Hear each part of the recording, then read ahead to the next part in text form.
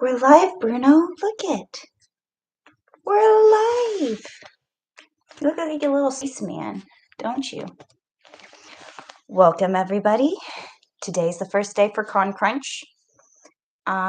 This will be the third time that I've gone to SAC Anime, and it's going to be the first time that I go making a costume specifically for it. Yes.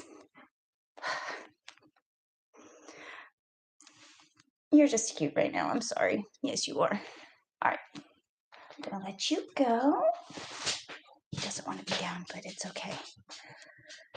Hello, Dan Does Junk. Hello, Eonalith. Welcome. And Vizak. Hi. Hi, everybody. Okay, so I got it in my head. I wanted to dress up as Tylee from Avatar Last Airbender, and you guys told me she's going to be at the con that I'm going to, so I went out and bought fabric. I did not spend a lot on fabric. I bought cheap scraps of fabric. This one was $4 a yard. Well, no, $4 for 2 yards. So it was $2 a yard. And this was 3 yards for $8. I thought it was $4, but whatever. It's still ridiculously cheap. And this is the fabric I got for the main part of the outfit. It is a jersey knit. It doesn't super curl, which I'm really glad about that. And then this one I got for the contrast fabric. And I like that there's a difference between the front and back. That way I can do, I can play with the color a little bit more. But since I just bought these scraps, I don't know if I'm going to 100% have enough fabric with just this. I should. This should be fine. But I'm going to stretch it out and interface it. Interface it because I love this fabric, but it's very drapey. Like, it just hangs. And the character that I'm doing has a very puffy pantaloon. They remind me of pantaloons. But it's not going to hang in the puffiness that I like if I just use that fabric. But does this fabric look familiar? This is the stuff I still have left over from those bunny hats. I have polar fleece. Now this fabric is going to blouse at the knees if I gather it, because it has a lot more body and loft, I suppose, to it. So I plan on lining the pants with this, but only the pants. I plan on fully lining the entire garment because I feel like it'll give it more cartoon look. And then I have this white, it's kind of an interesting knit because it doesn't curl and it doesn't, like, this fabric is as flat can be. I like to cut strips of jersey knits and stuff like that and pull them to make mask bands because those are really comfortable. This fabric doesn't do this. I pull it, stretch it, it's completely straight. It's awesome, but and it has a heavier weight to it. Like, it has a different drape to it than the knit than this knit. This knit is like a really thin t-shirt fabric, okay? This one is a nice, dense, it's more like sportswear versus a t-shirt. It's a little bit heavier. So I plan on using this as an interfacing to this because it'll still have the stretch, but it'll give it better body and support, body and structure for the thing. And this is my game plan. Ta-da! Can you guys even see that? So, I figured out all the math that I needed.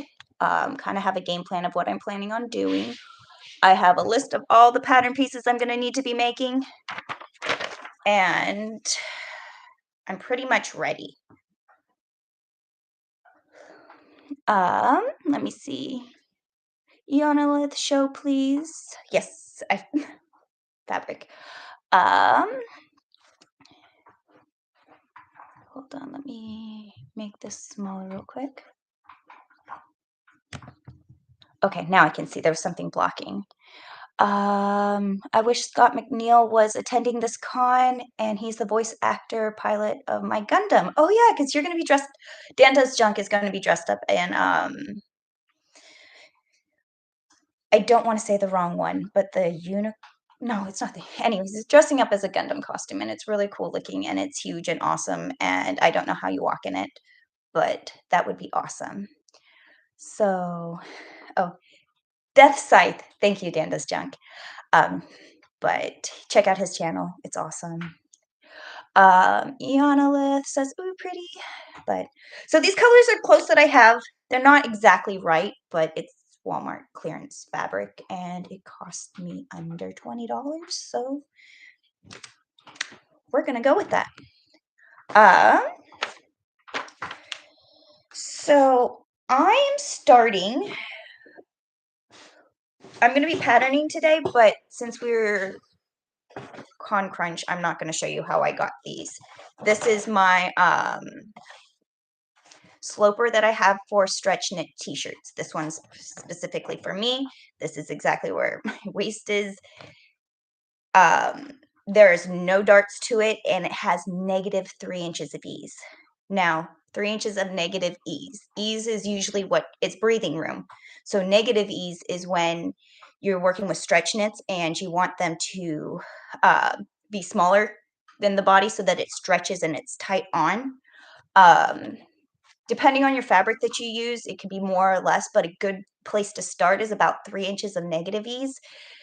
And I usually use about 6 inches of negative ease on the elastic, but give or take once you start going up and down in sizes.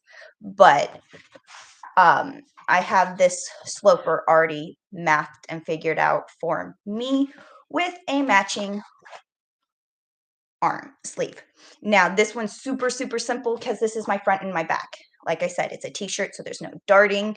So there's not a really huge difference between the front and the back, and it's a t-shirt sleeve. So normally when you work with woven fabrics, there's a difference between the front armhole and the back armhole. In t-shirts, you don't really technically need a cap. It's called a t-shirt because normally it's a straight line and it's a T sewn into it. But this sleeve fits in this armhole, so I don't have to figure that out. I don't have to figure out the patterning to get started on this one. And then I also have a pant pattern that I have the front leg and the front and back. So I have 4 slopers that I'm starting with, just 2 for the bodice and 2 for the pants. And that's where I'm starting. I know that's not where normally people start, but I have these and I'm going to adjust them accordingly. Now, when I was making my little breakdown, I was kind of noting the difference. The bodice is a high neckline, so I can keep this neckline as I like. This is a full shoulder coverage. It goes from the neck to the shoulder completely. And it's set at my shoulder to shoulder. And since this has a sleeve, I am not changing anything in this bodice front and back pattern as of yet. I will get it on the dress form and adjust the neckline once it's on, but I want to keep it high until I have to cut it open a little bit more. And then this line, I don't know if you guys can see it, is about where the waistline is going to be. So for the bodice, I wanted to take about 2 inches higher than the waistline. And for the pants, I wanted to go about 3 inches dropped from the waist for the hip. And so this pattern, I think it would land right about here at this line, but I like to give myself 2 inches of wiggle room that I will then cut off after I have everything together.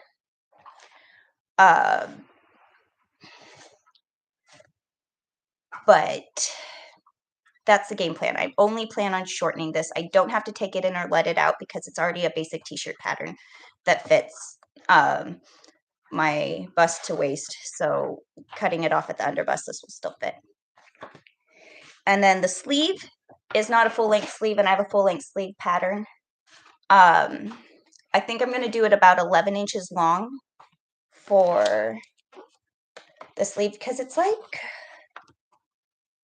a 3/4 sleeve. It doesn't quite hit the elbow, but it's not a short sleeve. So I'm going to go about 11 inches down from the sleeve. And I'm really not going to draft a pattern. I'm just going to use this. And this is my underarm measurement. There's no stretch. There's no negative ease, no positive ease. This is just the underarm measurement that fits comfortably. I'm not going to take it in because I don't want it to be too tight. And I'm not going to let it out because it's fitted up through the upper arm and then it flares out as it gets to the elbow. So if I take this pattern and cut it out on the fold, I'm going to keep it along here and then flare it out. I think I might actually flare out from this point and just come straight out here so that it has the flare. But I'm not even going to make a new pattern. I'm just going to use this pattern, cut it to here.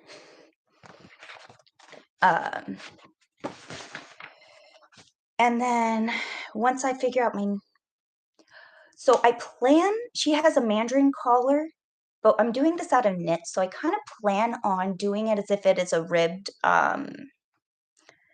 crew neck, not a crew neck, but a ribbed collar. So I want to see if I can make it like stretch. This may not work. Oh, hi, Spooky. There's Spooky right there. He's often hiding in plain sight, but you know, he blends in with the shadows. But I want to see if that'll work. If it doesn't work, I plan on then making a keyhole and hiding it under the yoke. But we'll see what happens. I can always cut the neckline later, but I want to just get it cut out without that. And then the pants. Okay, I figured might as well just start getting cutting because, yeah. Hi, Toby, what's wrong? Okay, so I have my fabric.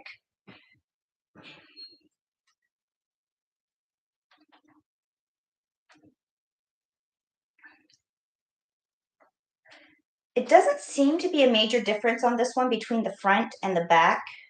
Nope, there is definitely a difference. There's definitely a difference on the front and the back of this. I'm going to fully line this, and I think I'm going to use self-lining for right now. Oh, hi, Spooky. He doesn't seem to mind. Okay. Yes.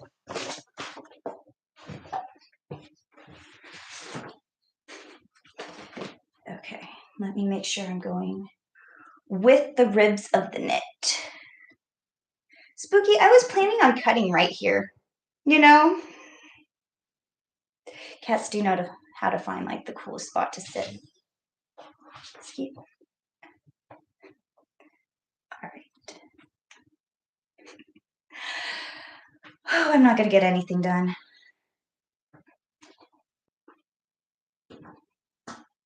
Nope, not a thing is going to be accomplished. All right. So.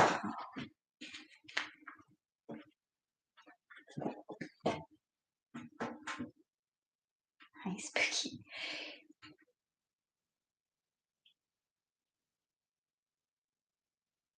All right. Keep it even all the way down. I have a Toby right here. He's being a good boy. I have Spooky right here, and there's a Bruno right there. They're all nearby, being funky. All right. Kind of being a little wasteful, but I don't want to disturb Spooky more than I have to. Yeah, he appreciates.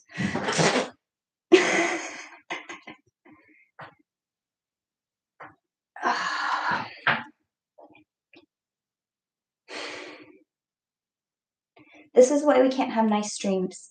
It's okay. Usually it's Bruno's fault. Okay, well, at least I can do it nicely now.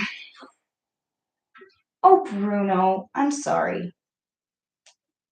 Okay, definitely have a right side, a wrong side. Want to cut with the ribs straight. No twist in it. Don't have any of your fabric hanging off the edge. That's going to make it hard to deal with.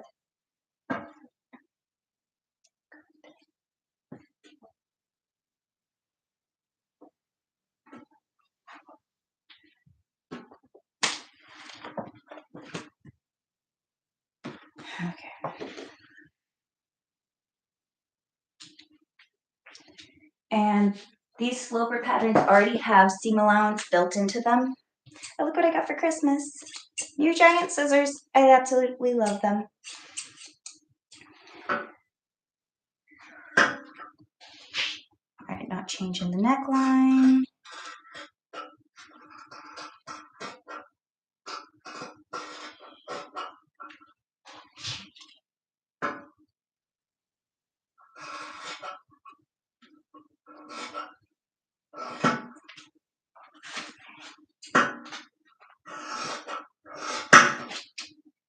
I wanted to shorten this. I have a line. Shorten to there. Nope.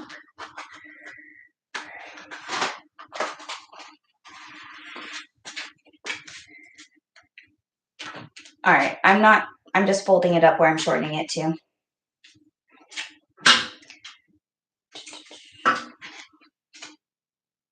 I know I can always cut a little long, but I only have a couple yards of this. I don't want to be super wasteful.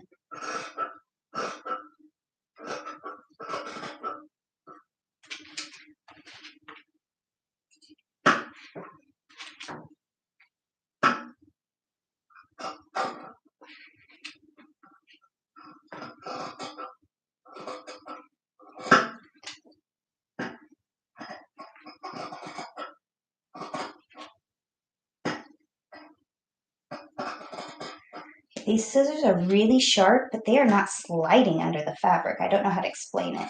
It's interesting.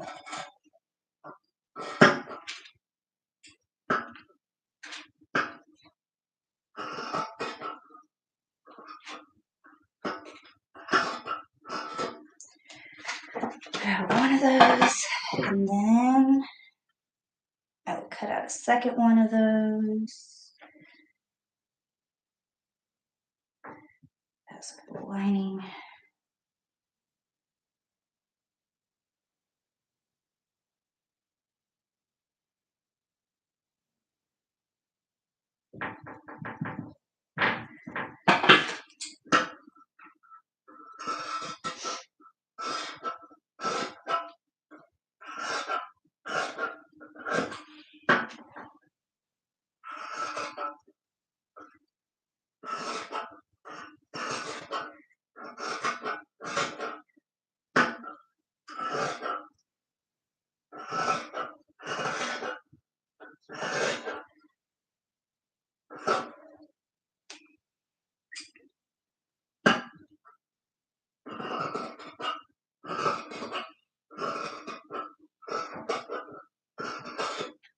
Okay, I have the front lining, and I have to cut 2 more of those out.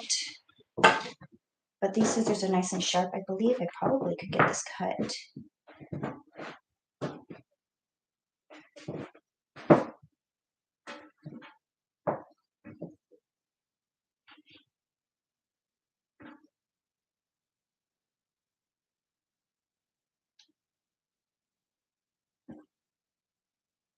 I'm really trying to take care that I'm laying it flat so that I really am on grain and not getting these twists in it.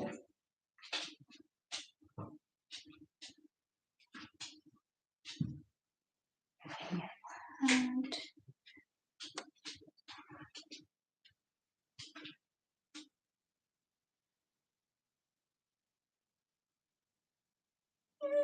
what's wrong, Bruno?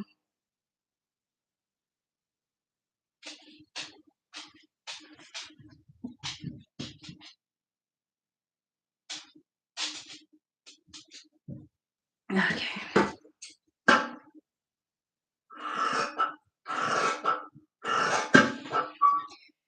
I think these scissors are meant to cut out tons of layers of fabric and not just one delicate layer, because one delicate layer is a little too fragile for it, but this thick and lofty of several layers is nothing, which normally cutting out in layers hurts my hands. I like my big scissors. Oops.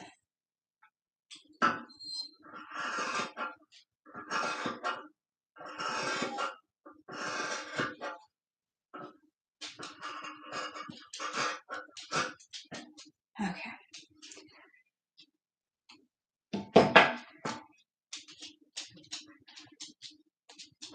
And now I need sleeves. I have to cut 4 of those out also. No, I have to cut 2 out on the fold. And I wanted 11 inches. Hi, Toby. Okay.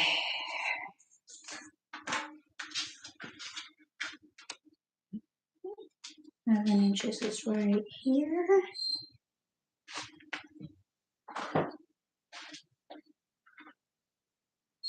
Plus seam allowance. Okay. Oh wow. I have been ignoring the chat, but I can't see the chat from here. Let's see what people are saying, and then I'll get back to there. Move him aside! Gonna have to sew Spooky into my cosplay. That's the plan. That way I get to take him with me. I gotta make those pants puffy. Okay. Yana Liz says, I love scissors like those. Those things are like cutting through the layers. Like one flimsy layer it doesn't want to deal with, but like all the layers, that was just about 4 layers. That was nothing. That was nice.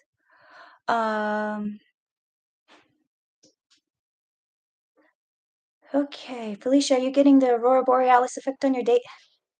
How are you getting the Aurora Borealis effect on your table? It is a glass table, and I put a light under it. Doesn't that look cool? Yeah, maybe I'll have like a nice set next year. That'll be a New Year's resolution. But for now, I'm playing. What's wrong, Bruno? I'm sorry, my dog is crying in the background. Okay. So, let me get back to the sleeves. Okay. So 11 inches is right here plus seam allowance. Let me square that up. There.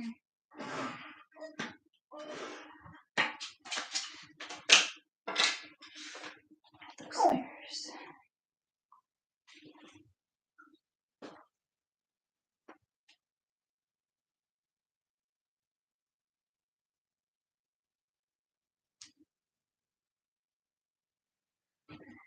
I need 2 on the fold. That's what I need.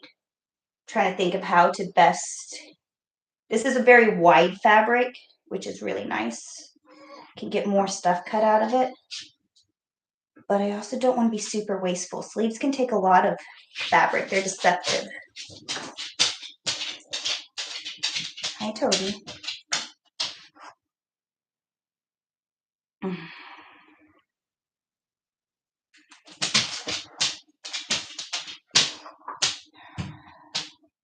This is curling.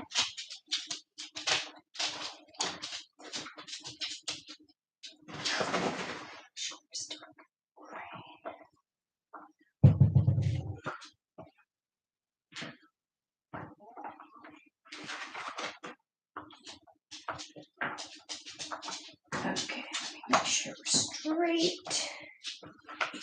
Not exactly straight here.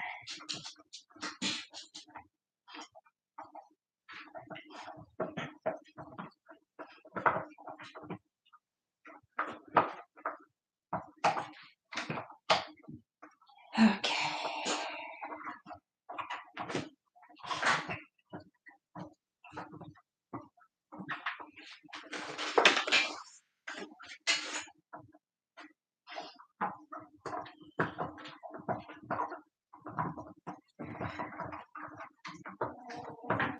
Okay, that's pretty straight. It doesn't need to go that long. And one is here. So pattern, I'm just folding it up, and from this point, I am going to flare it out so that it matches her style sleeve. Am I getting all my layers here? No, I'm not.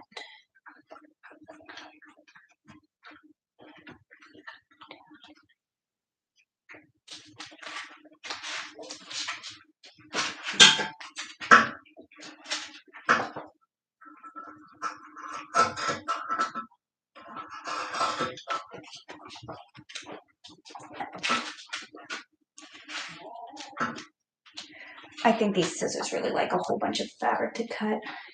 I don't have all my other scissors nearby, so I have to just make this work.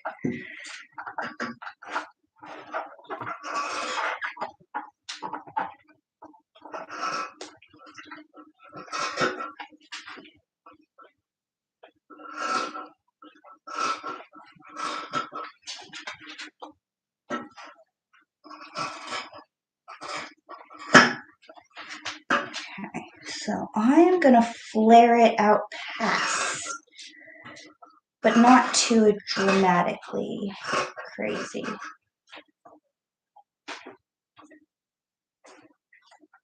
I'm going to give it about 2.5 inches. That'll add up to way more than I need.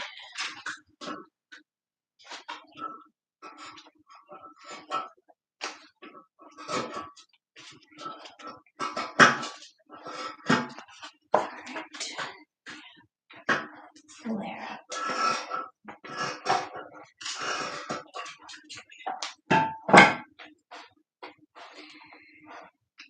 Now I have my sleeves, but I want to line the sleeves, so I think I'm going to cut out 2 more so that they can be fully lined, and I'll just do that right here.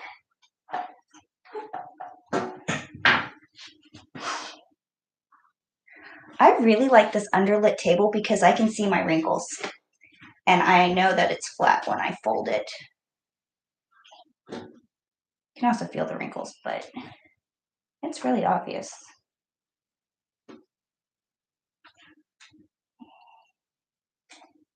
Take that out.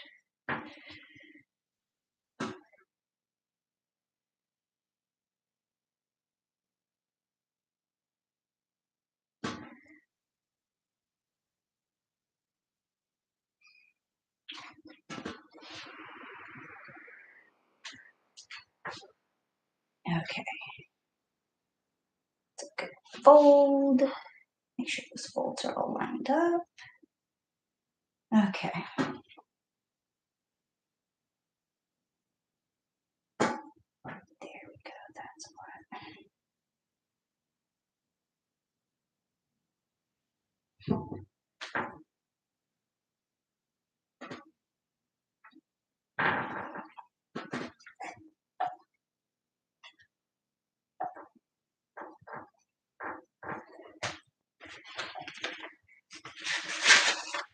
That was annoying.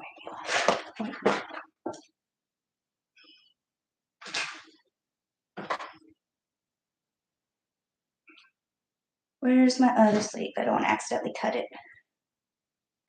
Okay, it's not there. Here's one. That's bodice, front, bodice, back, scrap. Oh, I hide things in plain sight all the time. Just paranoid. Okay, I'm not cutting the piece I'm not seeing, am I? Okay. Here it is. Whew. Okay. Fold this in half.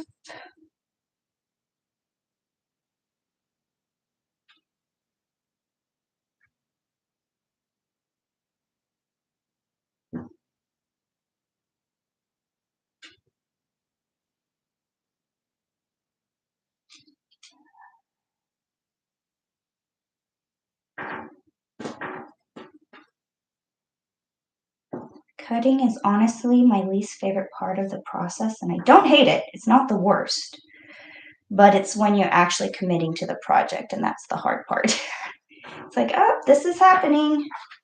Gotta get going. Just gotta do it.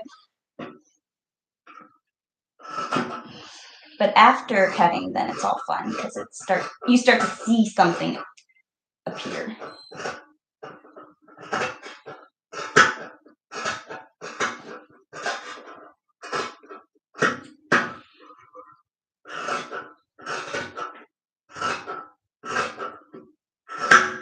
Okay, 2 sleeves, front and back, fully lined. Don't want to do the pants yet. I want to cut those out of the lining first. Okay. So let's see. Got Bernie Davis in here. Welcome. Hi. Austin Lips. Hi, Felicia. What did I miss today? I'm just cutting out my cosplay right now. I started with the bodice. I have the bodice and the sleeves cut out. I am half-ass patterning because I'm working with my slopers and just cutting them, patterning as I cut them out, as opposed to like making a specific pattern and using that. But that's where we're at. I got those cut out. I'm going to cut out the pants out of the lining fabric next because I don't have that pattern fully fleshed out and I'm kind of figuring it out as I go. But that's the plan. Dandis Young says, I hope the rain subsides during the con since I have to wheel in my cosplay. I know, right? That's why I'm lining it in polar fleece because I figured that that would be nice and warm and toasty. If it was summer, I'd probably use something like tulle or something, or a chiffon or something lightweight that has a little, not chiffon, the other one, organza. Organza is way more, has more body and support, and it's lightweight, where chiffon is drapey and lightweight. So I wouldn't line it with something different, but since it's going to be rainy and cold, I figured pajama pants, but they're fancy. Bernie Davis, not too many of us in the chat so far, huh? Yeah, no, it's very small. This is like my personal channel. It's not like Odin Makes channel. Not even monetized. It's just for fun. So welcome. Small little group of people, but we're having fun. Oh, here's Bruno. Bruno wants to say hi.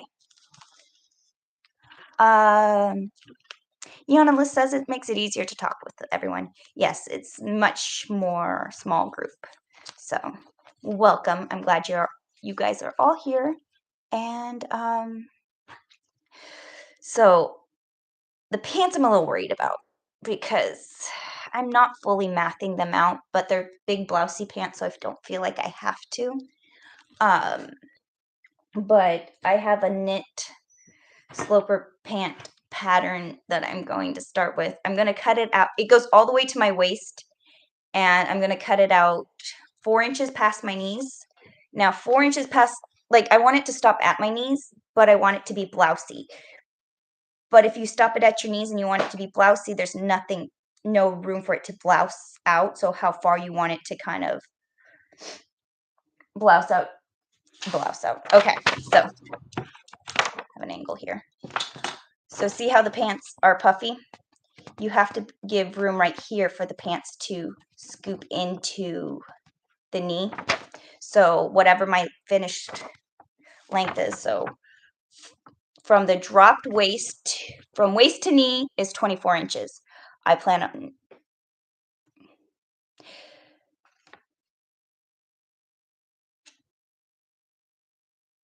yeah, that sounds about right. I was trying to think if I did it from my waist or from the dropped place, from the dropped hip, because it's 3 inches shorter. I believe the 24 inches is from where I wanted the pants to start to where I wanted them to end. 4 inches, so that's this big line. 4 inches for this line right here, and then about 2.5 inches for this. And I want it between 12 and 14 inches for the little flappy things. So the longest point being 14 inches and the shortest point being about 12 inches. So that is my game plan with my numbers, but you have to make sure you give yourself enough to blouse out in your calculations. And then this is all going to gather into a knee pattern piece. So I'm going to cut out this whole piece that goes out to my waist all the way down to about 4 inches past my knees. I'm going to cut it out of the polar fleece and try it on. And then I'm going to take those pieces and use them to pattern my other pieces. So it's I'm effectively draping the pants. Yana List says, I think you missed my other question, but I was wondering if you and Odin will be live streaming on Sunday so I can plan. And hi, Bruno. Yes, we plan on live streaming on the 1st. So New Year's Day. So last live stream was the last one for the year, and the next one will be the first one, but it'll be the first day of the year. Yeah, I missed that question. Sorry. Dan does junks. Are you going to show off some gymnastics at the con and cheap block people for fun? Yep, that's the plan. We'll see. I actually plan on hanging out at the Cosplay Bear booth, so we'll have fun. And Bernie Davis, Avatar: The Last Airbender cosplay? Yes! Ty Lee, right here. She's my spirit animal. I feel her in my heart. So we're going to make this happen. Austin Lips, you did a good last time. The rabbit ears. Now it's pants time. Good work, Felicia. I know. The ears turned out good. The pants, I don't fully know what I'm doing, but we're going to figure this out live. I'm going to start with cutting out the polar fleece lining. It's the pant pattern that I have goes all the way up to my natural waistline. And I'm going to chop it down to where I want it to go. But then I'm going to also chop it lower to where I want the waistband to be, and then use that pattern piece as my waistband. And I'm only going to line the pant leg with the polar fleece. I'm not going to do the upper bands or the knee bands with the polar fleece. Yay,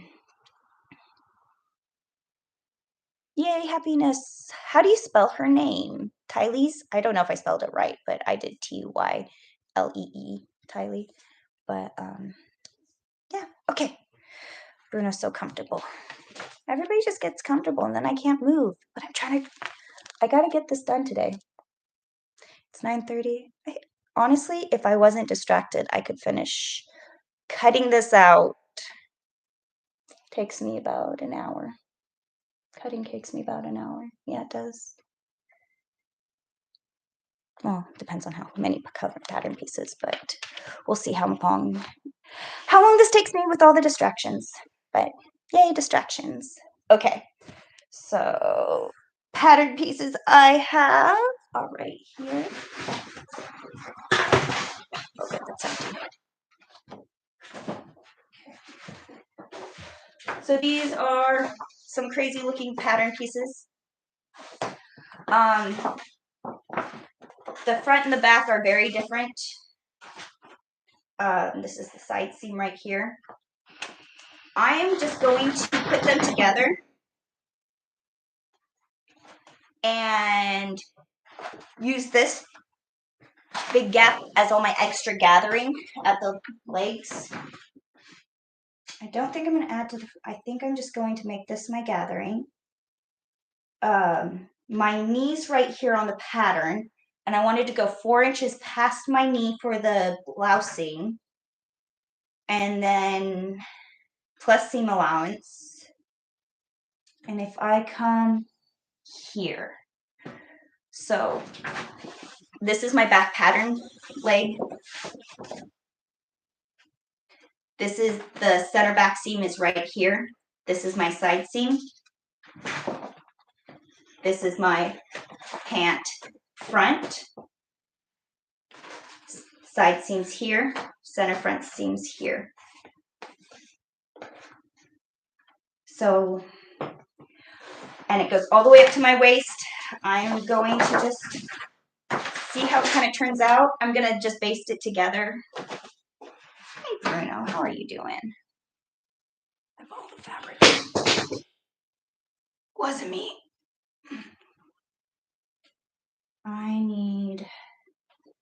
not this one. Not that one, but this one. So I need to cut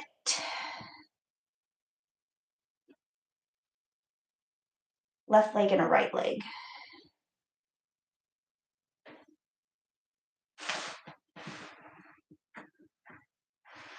And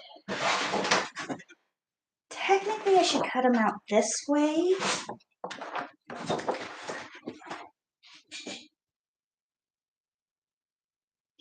Shouldn't I? Don't know if I'll have enough if I do it that way, but I know I'll have enough if I cut it out this way. I'm going to cut it out the wrong way because it's just my inner lining.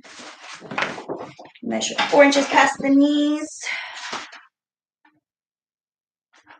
Plus seam allowance.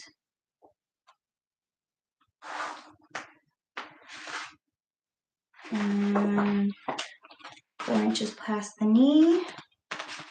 1, 2, 3, 4 plus seam allowance.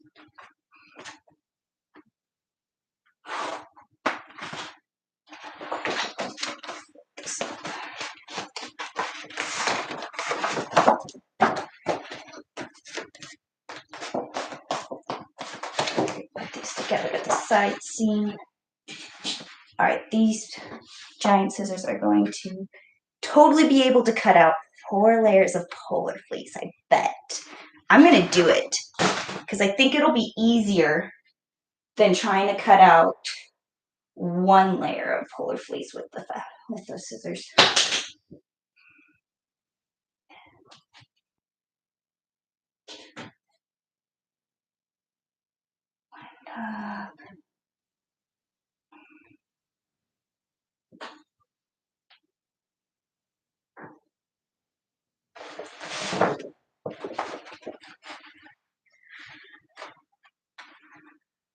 That's gonna fit. Is it? Yes.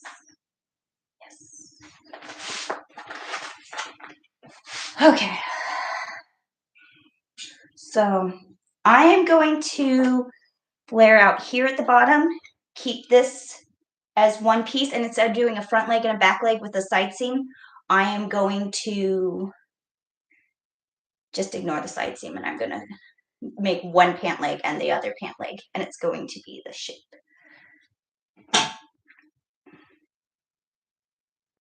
see. I'm gonna use this as a pattern weight.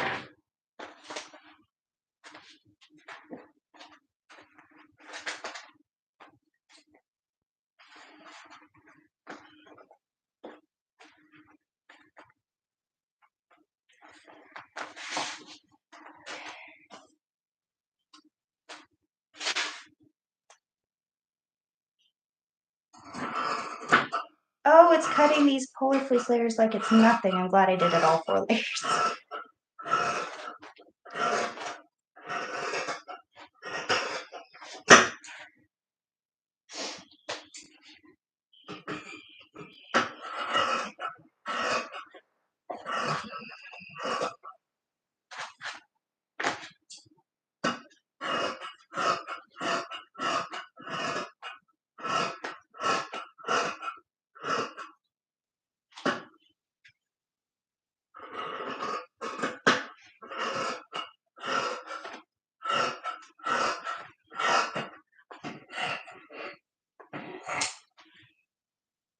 Okay, there's my extra fabric.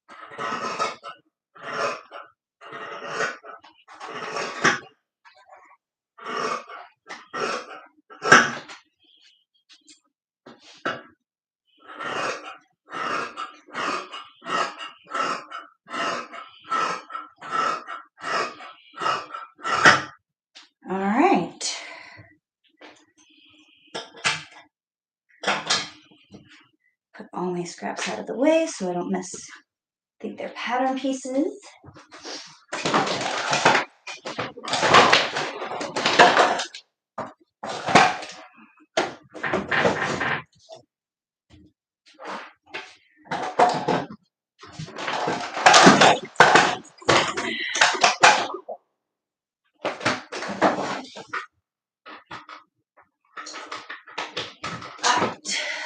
Let's see what people are saying. Well, I get started on the next part. Those scissors sure sound hungry. Yes, they totally cut through like layers of fabric amazingly. Single layers of fabric, it's terrible cutting with them. Like, I don't know how to explain it, but it just doesn't want to cut a single layer. But cut 4 layers of polar fleece, whatever. So,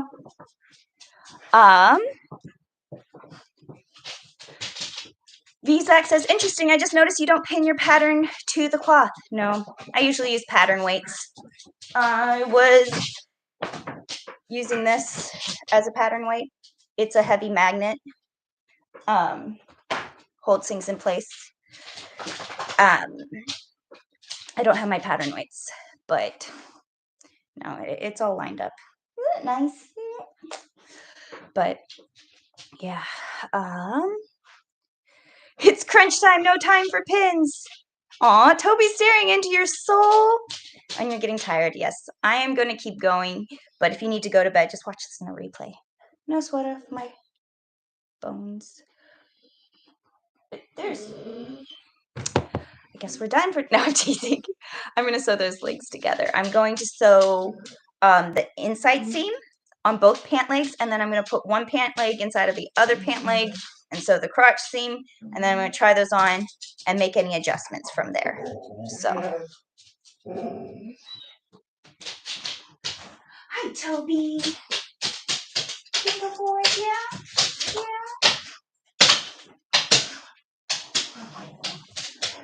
You are a good boy. Okay. So I am going to baste these together because I am more than likely going to rip them apart. So might as well make it as easy as I possibly can. I know, Spooky's in my way, Toby. It's okay. Come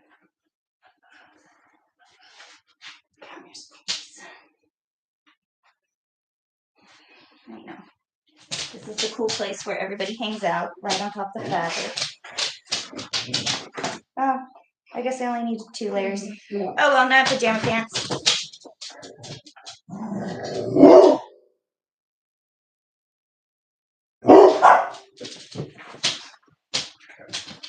All done. I'm sorry. Toby, we're live. Shh. Okay. Hold on. Pull out my...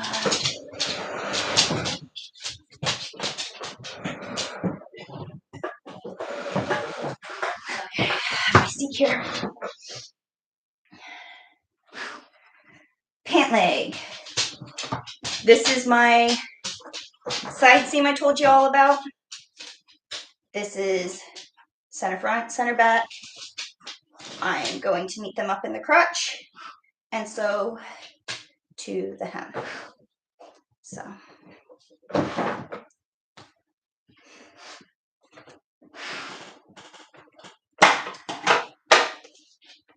I still have my buttonhole foot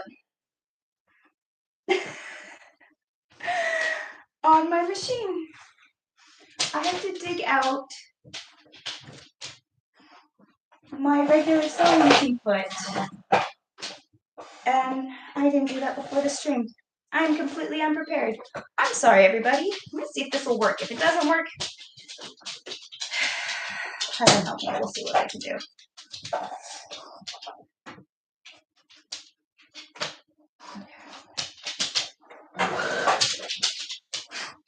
And it turns out.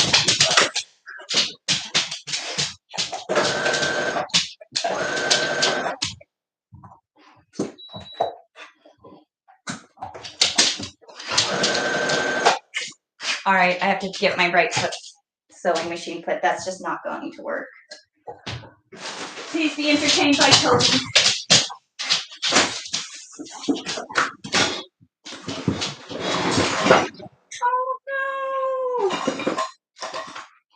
Oh no! I spilled my bag!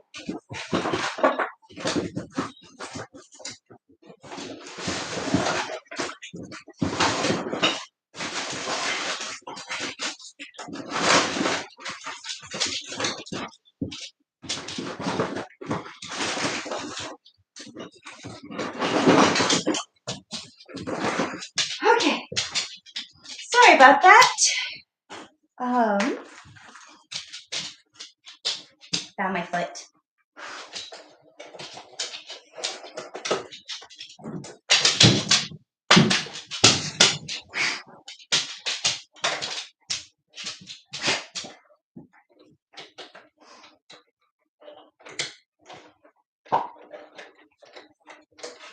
Alright, let's try this again, see if it works a little better. Because if I kept going with the buttonhole foot, it was just stretching out my fabric, and that would be no bueno. Oh my gosh, that's so much better. Okay. Sorry, but I needed to put the right foot on my machine.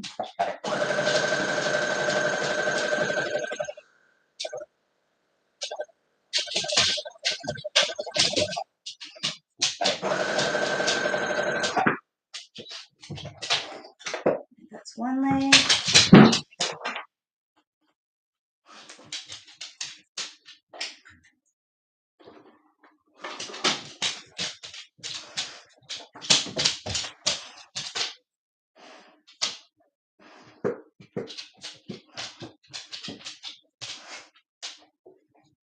Okay.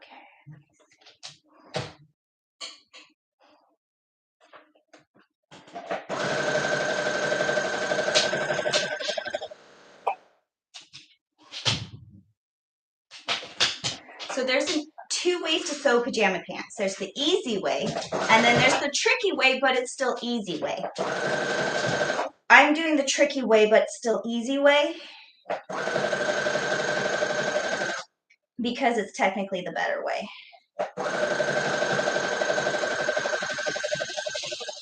What do I mean? Well, I'm sewing my leg.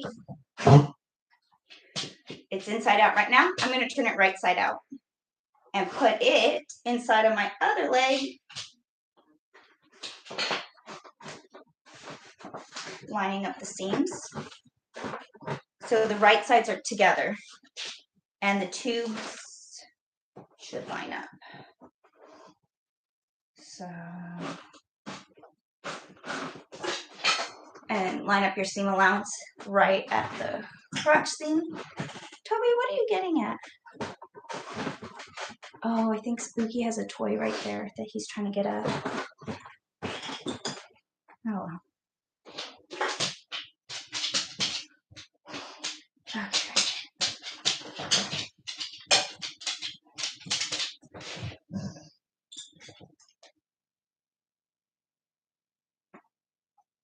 Okay, so remember when I told you, held up my pattern and told you this is my center back seam and this is my side seam, and we're eliminating the side seam?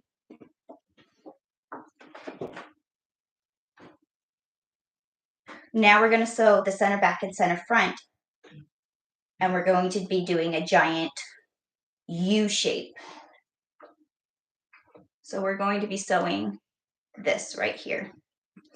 Now this is the better way to sew your pants together because it conforms to your curves a whole lot better, and it is the better way to sew pants together. But the easier way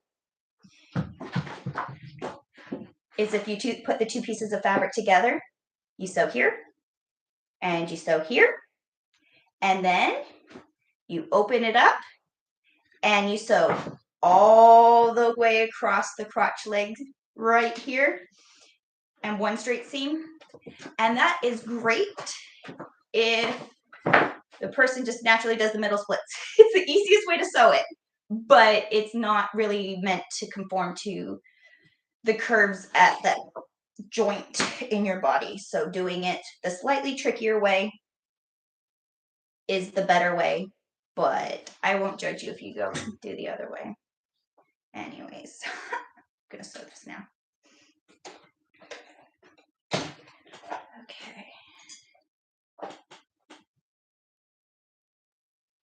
right sides together? Yes, okay.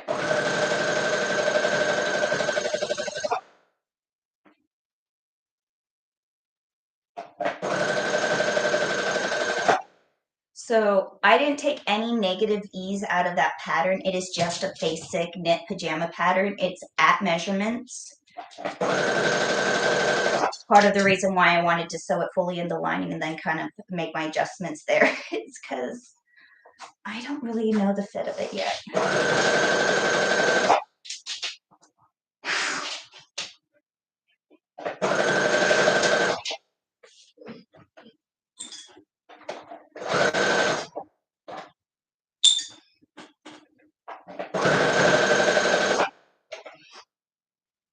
You okay, Toby? You want a high five?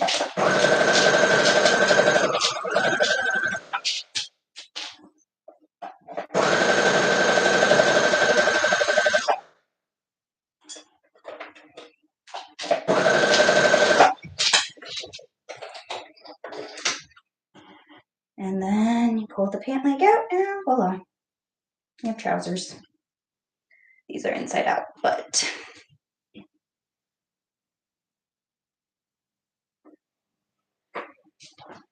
all right. So, how do you know the front from your back in your pants when there's no label? If you shake them like this, the back always has that little bump. Here, I'll show you up closer. See how it sticks out? That's the back of a pair of pants, and that's the front. So if you just have a pair of pants and you're like, I don't know what's the front and what's the back, you just go like this, give it a little shake, and you can figure out where your back is and where your front is. So that works on any pair of pants. Let's see. Can you still do splits like that? I don't have my middle splits, but I have my left and my right on the with one leg in the front. Bernie Davis, what if you need an extra strong seam? I am going to, this is just basted together because I'm just figuring out my pattern. I'm probably going to rip it apart and I'm making my life easier, but you can reinforce your seams. But in a pair of pants, you want your seams, thread to be the weakest link, because if something's going to break, you want it to be your thread. You don't want the fabric to tear. You don't want the fabric to be the weakest link in that whole scenario when stress comes down, because then you're going to rip your pants and it's not going to be easy to repair. But if you split a seam, that's an easy repair. And so, yeah, you want strong seams, but if something breaks, you want it to be the thread. Does that make sense? Hope it does. Austin List, Christmas was fun. I went Outback Steakhouse. Bad spelling. Yeah, it was fun, except I felt cold snow, wheel slipped and fell out of the wheelchair, but I am okay. Sounds like it was eventful. You know, bad days are good stories to tell later. But I'm just going to try these on and then see what I'm going to do from there. Okay. So these pants are at my natural waistline. The fit is right on the mark, but this is at my natural waistline and I wanted to drop it 3 inches and then do a band. So, and the pant legs themselves, honestly,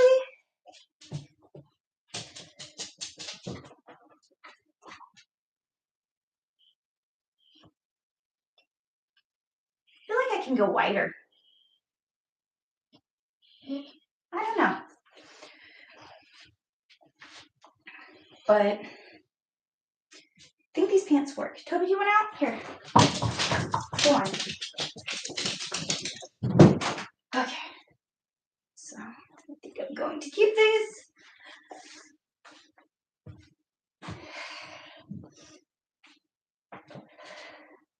I think I'm just going to keep these as they are because I'm out of fabric. That's not so bad. The fit worked, but oops. I'm over here just like throwing things around.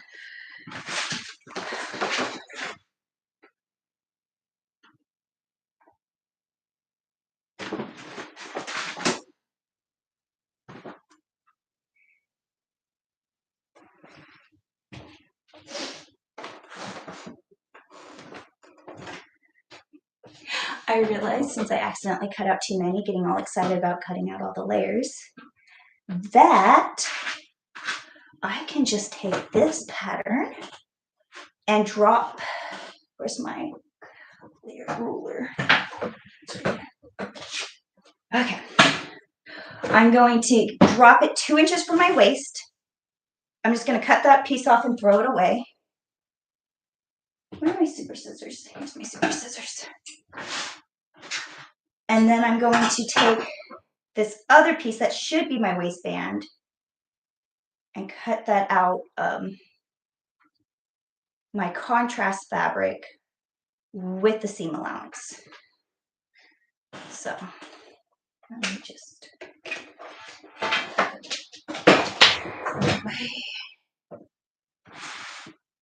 and you guys can't see my table anymore. Flip it so you guys can see the table a little better. Wow, perfect. I know, like flat patterning. If I have the right numbers, I can make it fit people really easily. That's what I did for my job. I would take numbers and turn them into wedding dresses that fit people the way they were supposed to fit. So I don't always know what I'm going to get with flat patterning, but I do know that I can get close and then go from there. All right.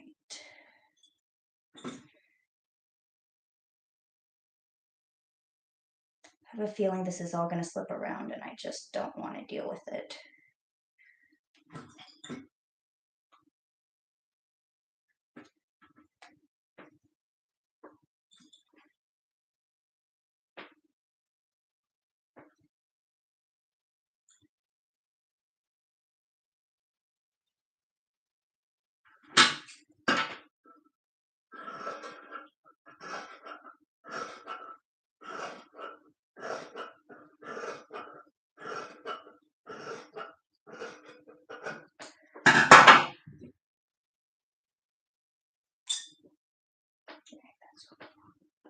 Piece.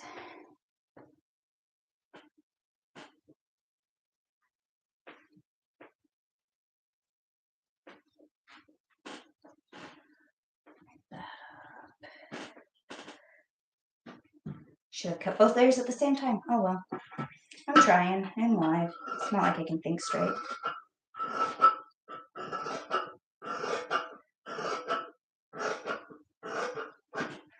Okay. So I'm going to cut these pants so that they're the lining part of my pant, and I'm going to leave off the waistband fabric. I'm not even going to use it for interfacing. I don't think I need to. I have a stretchy enough fabric for that. But I still want seam allowance to attach these pants to the yoke, and I'm going to need it for the other pants. So I am going to do, where's my calculations?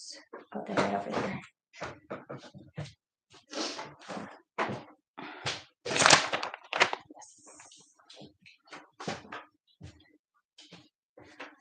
So I was going to do a 4-inch yoke on these pants. I only did a 2-inch drop waist, but I still need seam allowance. So 4 plus seam minus seam allowance, because it'd be there, so it would be 3.5. Okay. This is going to be my yoke.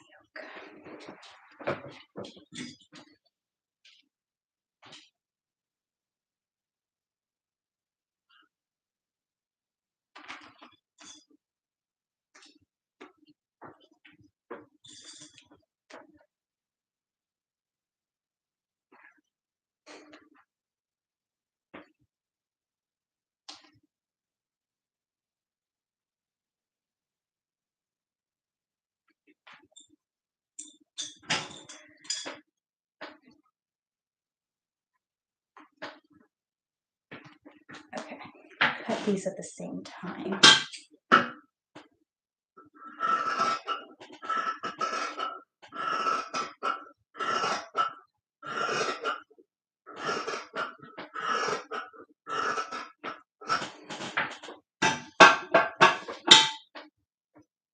All right. This has to be out of the contrasting fabric. I'm gonna put that to the side. This goes out of my way because I don't need that. I cut this out of my main fabric. Out of the way since I don't need them anymore. See what everybody's saying? Okay. Okay. Sorry. Got this, got that.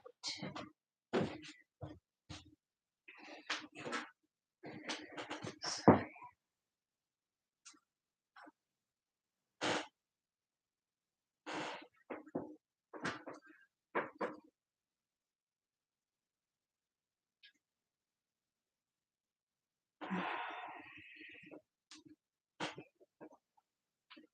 Okay, Spooky's asleep. Can sense me struggling with the flowy fabrics.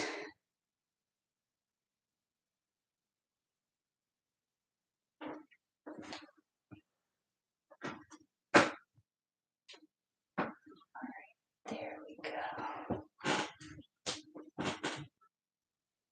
I only need to cut out 2. I don't have to cut out 4.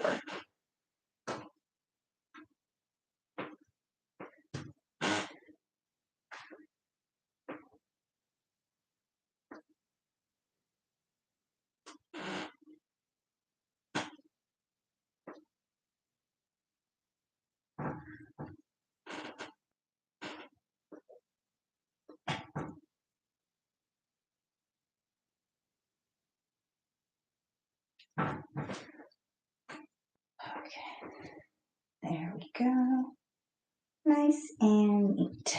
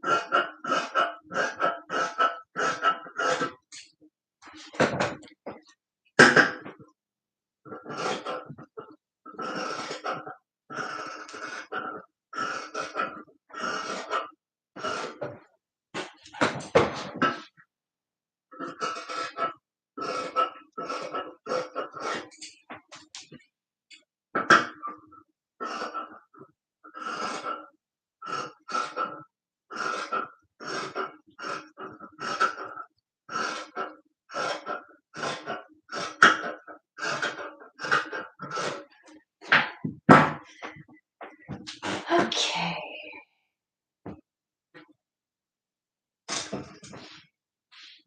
Pant legs. Front, back, top, bottom. Can go over here. This. My second pant leg. Alright, those are my pant legs. They're done. This is not my yoke piece. My yoke piece fell down there. I have my sleeves, my bodice.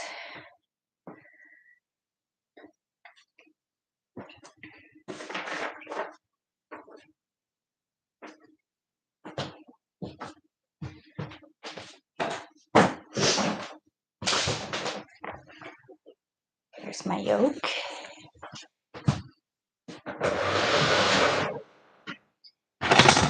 Okay.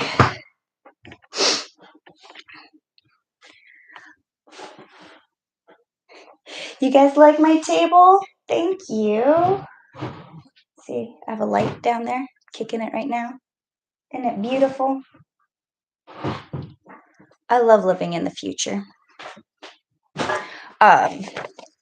So I have my major pieces done, the big, giant, bulky pieces. So I have my pant legs, I have my bodice, and my sleeves.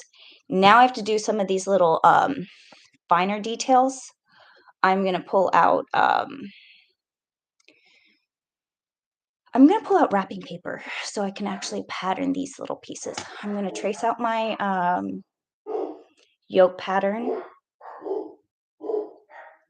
and I am going to do my knees, the hips, the wrist, the collar, and the V-neck. So those ones I'm actually going to take the effort to figure out, as opposed to just cutting them out from the pieces I already have. I'm going to actually draw those out on the table.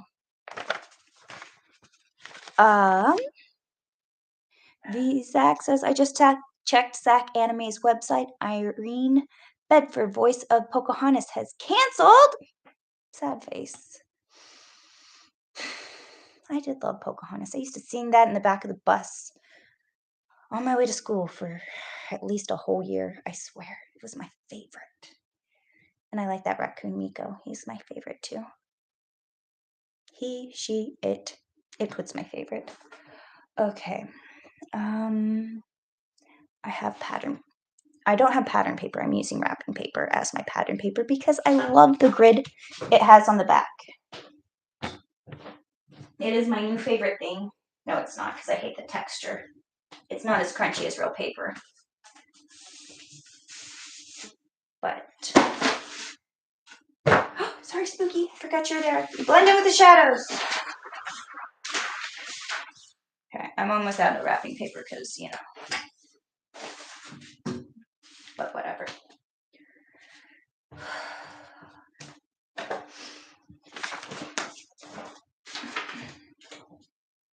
All right.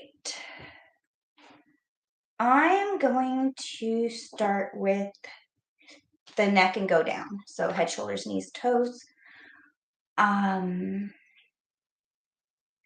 said I was going to try the mandarin collar as if it was a ribbed knit collar because I'm doing it out of a knit and there is some stretch to it. So my neck hole is technically going to gather into my ribbing. I say ribbing in quotations because I'm going to use the self fabric as a ribbing. I'm not sure if this is 100% going to work, but I am going to do it at the neckline measurements, and I have a 13-inch neck circumference, and I'm going to add 1/2 inch for seam allowance, and that collar looks like it's about 2 inches tall, so if I do it 2.5, yeah. Okay, so measuring tape.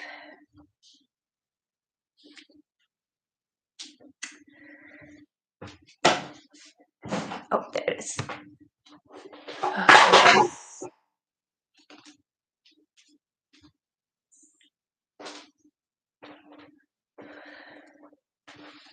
Bernie Davis says, why not use up what you have left over? Yeah, might as well use my leftover wrapping paper.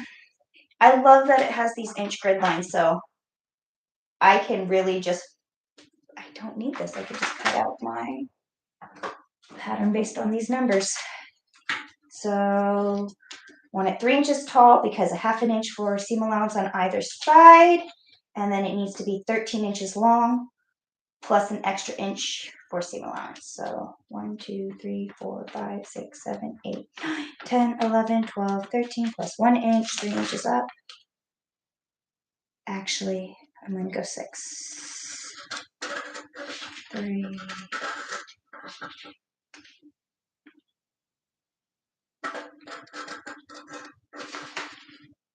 I can always cut it shorter.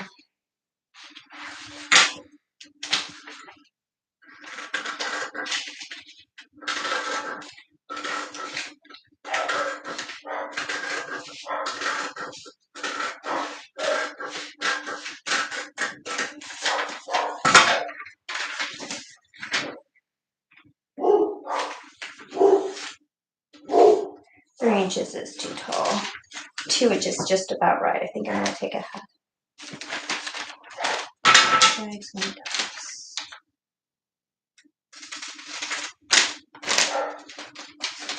I am absolutely loving this fully gridded paper because normally pattern paper just has little letters and numbers that you try and line up the 1s and the 2s and the side of the E to get a straight line. But having actual grid lines, I feel so spoiled right now, even though I'm not a huge fan of the the consistency of the paper.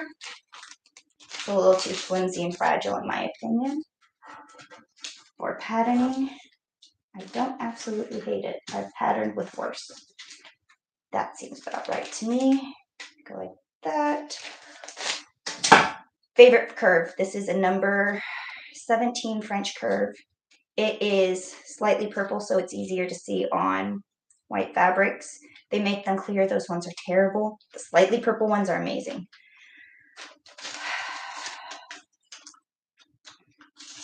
I'm going to use this to curve the top of my collar ends. And I want them to be the same front and back. Here's my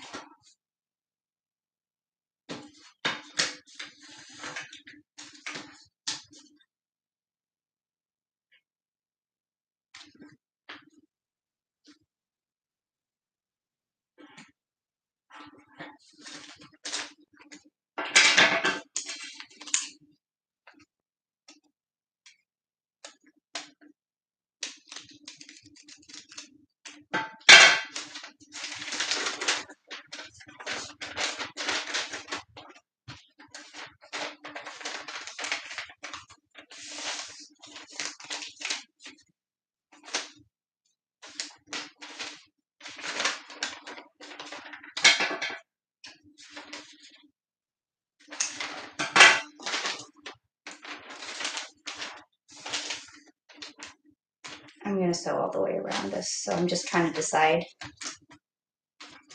I didn't need to cut it on the fold. I shouldn't have cut it on the fold. I just need to cut 2.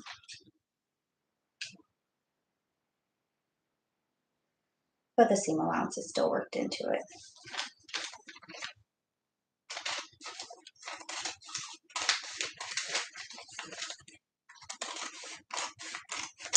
All right. Let me label this so it's not just some random piece of scraps floating around. My grain line's right here. Draw my grain line, collar, cut 2,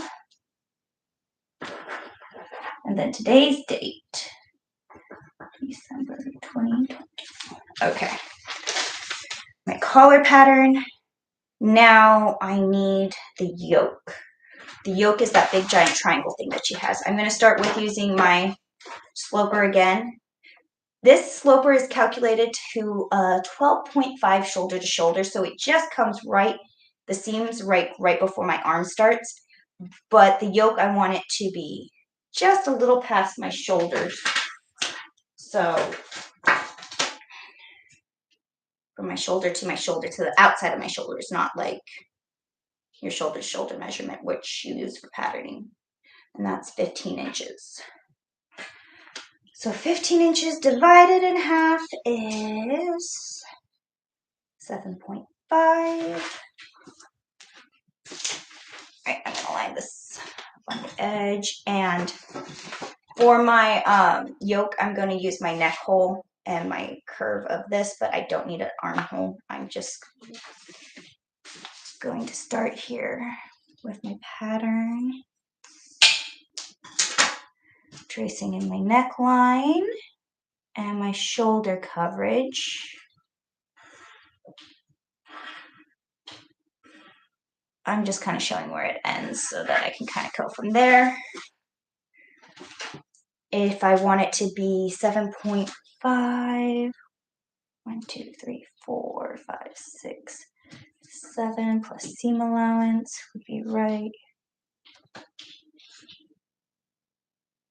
here.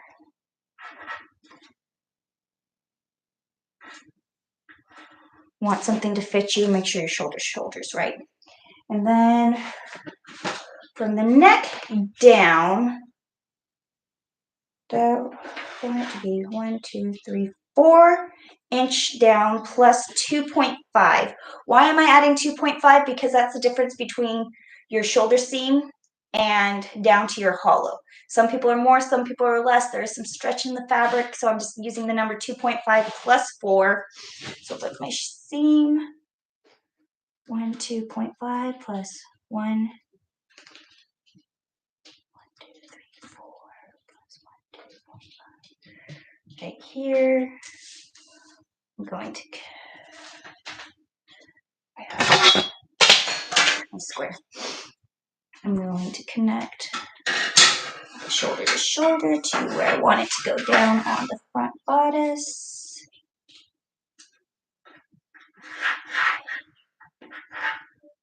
Now, it's not a perfectly straight triangle. There's nothing pretty, not pretty, there's nothing straight about the bottom line. There's like a curved shape to it. So I am going to curve it up a little bit.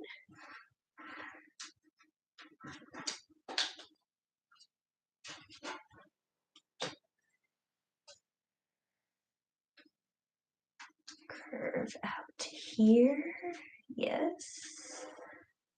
And then flip it and curve it.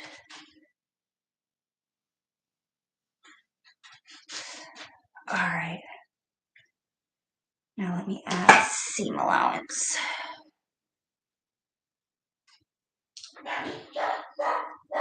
Because I do intend on fully lining this.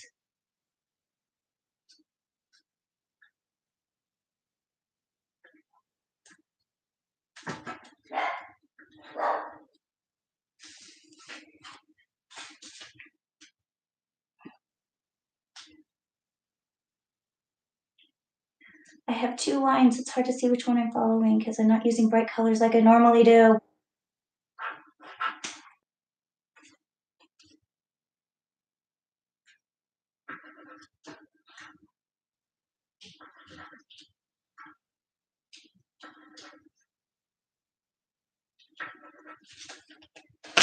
All right.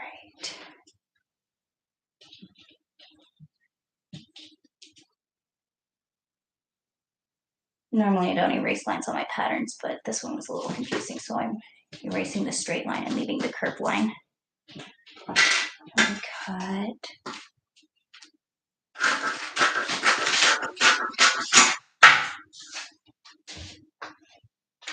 This out.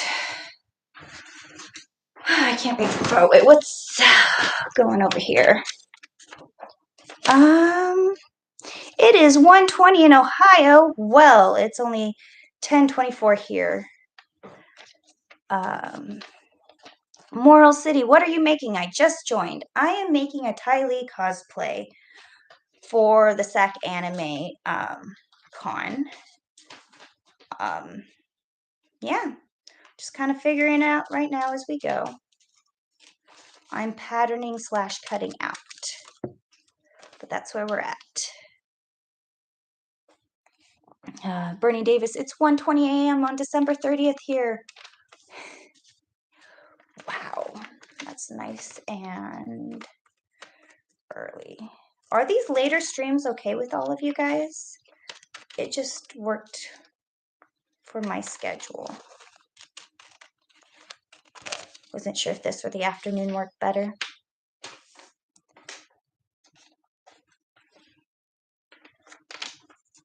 Yeah. Okay, let me see. Sometimes my curves get lost.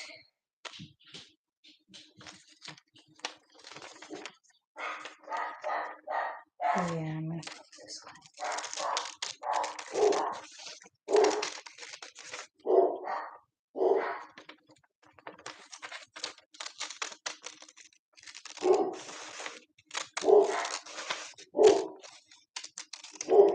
That looks so tiny. Look at that. It's gonna be on the fold. think I'm gonna increase it a little bit. This seems a little small for me. Add more seam allowance to it.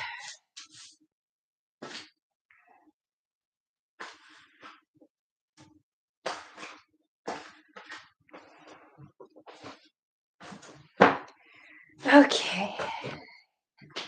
So, aha, tape.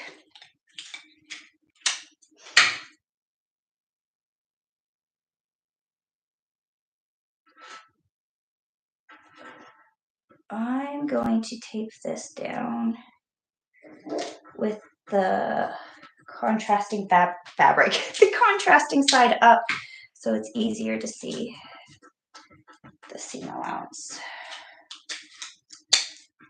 And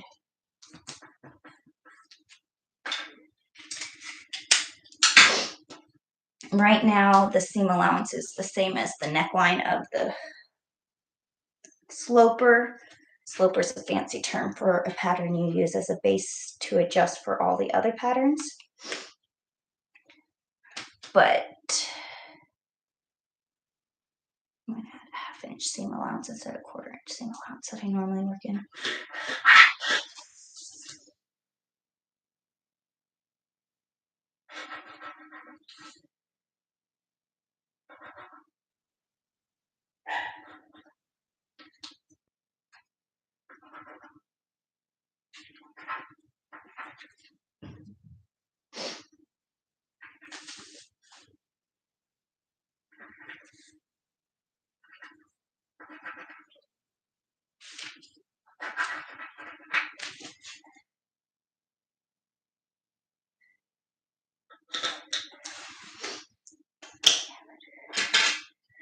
Not using those scissors on fabric. Use these ones.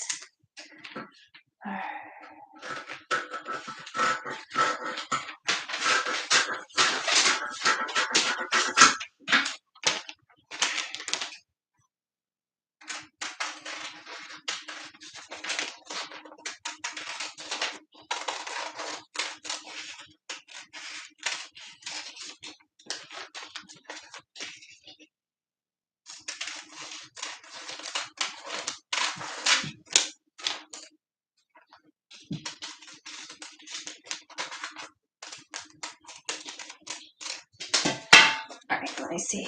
Yeah, that feels a little bit better. I don't know. I feel like it might go down a little lower. It doesn't go super low. This is such a small piece that I could probably cut out a second one if I wanted to make it bigger, but I do like the shape. I think it's a great shape for the yoke. That pattern piece aside, we have our collar piece, the yoke piece, the cuffs. That one's super easy. I have a 6-inch wrist. I'm going to add 1/2 inch of seam allowance on either side. So I'll cut out a 7-inch long strip, and I'm going to do a 3-inch cuff.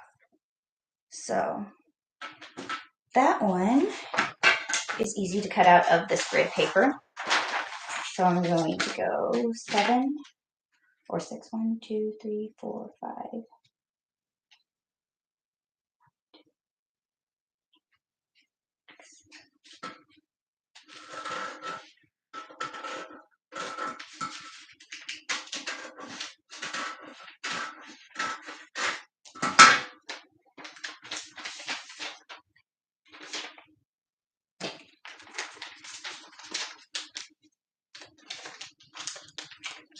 Yep, that's gonna work. It's a stretch fabric. It's gonna be comfortable. I don't have to figure out how to lace it up or anything. It should stretch over. Let me label this because otherwise it's just some random rectangle. Let me draw in a grain line because that instantly says pattern, and then I know which direction I'm oriented. Grain line, cuff, and then today's date, 12/22. Cut 4.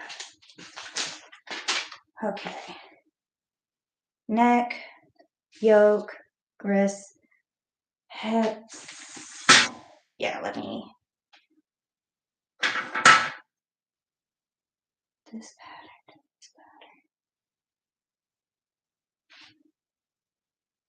Trace here to here, here to here, plus seam allowance.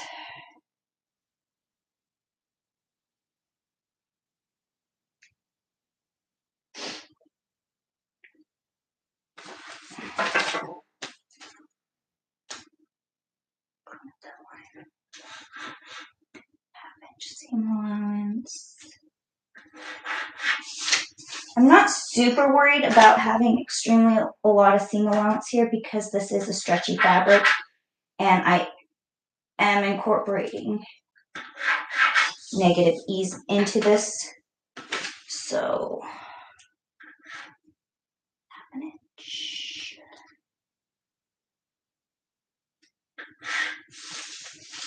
And half an inch.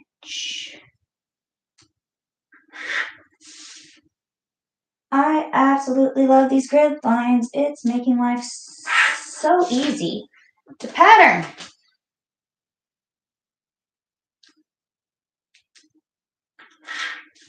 Okay. I understand pattern paper, why it has dots and like alphabet grids and stuff like that, but I really am enjoying full-on grid.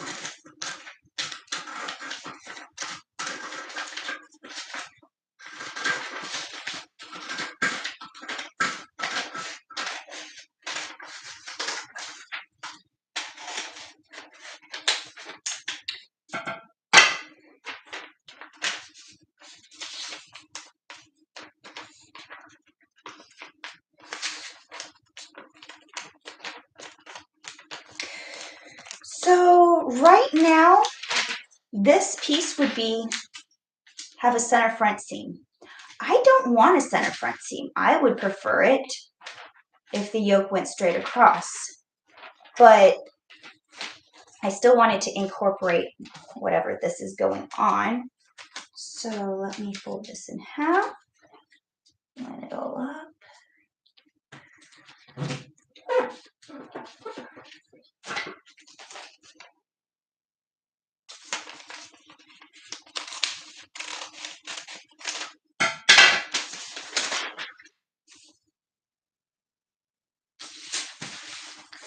Already worked in my seam allowance, so I'm just going to butt these edges together. Where's my tape? Here's my tape.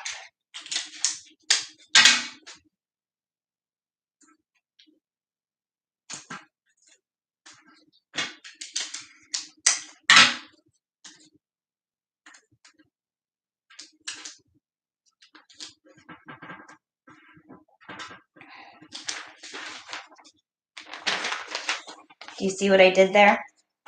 Now it makes a smile because this is the shape. It's kind of a rhombus shape where it's smaller here, larger here, very square, but this is this piece right here. Now that I put these pieces together and cut it down the center, it's the same paper. It's just now kind of this little bit of a smiley shape. And now that should fit perfectly right here, the right shape. I know I did that kind of sitting over here, so you might have missed that, but now I have a yoke, and this is now my center front, and this is now my side seam, so I'll kind of label it center front, side seam, or center back, because our front and back are the same. Grain line is right here down the center. pant, yoke, cut. So 1, 2, 3, 4. Cut 4. Okay, pant, yoke, cut 4. Pattern piece. Okay. Let me see. I'm going to skip the skirt for a second and do the just below the knee cuffs, and then I'll come back to the skirt part. Let me measure the circumference of my knee. 12 inches. So it needs to be 12 inches around and 4 inches. 1, 2, 3, 4, 5, 6, 7, 8, 9, 10, 11. Oh, just too shy. Hold on.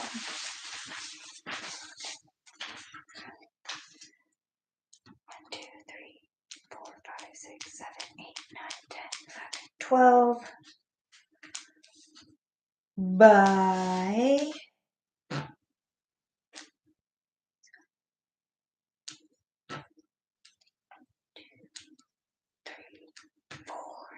4.5. Sorry. I got to calculate the seam allowance. I don't want any ease. I don't want any negative ease because right at that joint, I don't want it to be tight. I will be uncomfortable. Like, it will irritate me. So, and then I want it to be a nice thick band and also with seam allowance built in.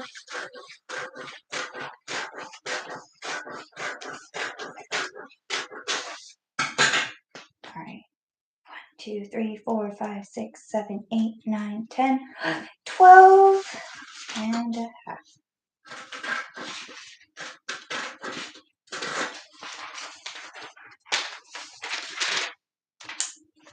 2, 3, 4, 5, 6, 7, 8, 9, 10, 11, 12. There's a ½ inch on the edge. I was like, am I going to leave that on? No, I'm not going to leave it on. I'm just going to take it off right now. All right. Now I have another rectangle. This rectangle is going to be this cuff right here.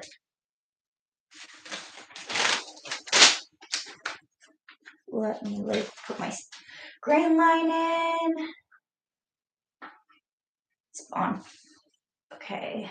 Pant, leg, cuff, cut 2. And then today's 12, 22, green line. Okay. Pattern piece. Now the last one is the little skirted part. I wanted that 12 to 14 inches.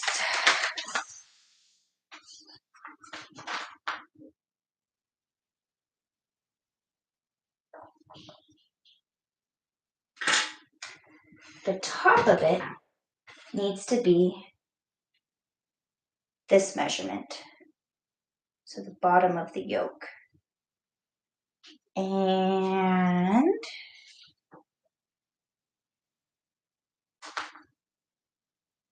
divided by 4, because there's 4 skirt pieces.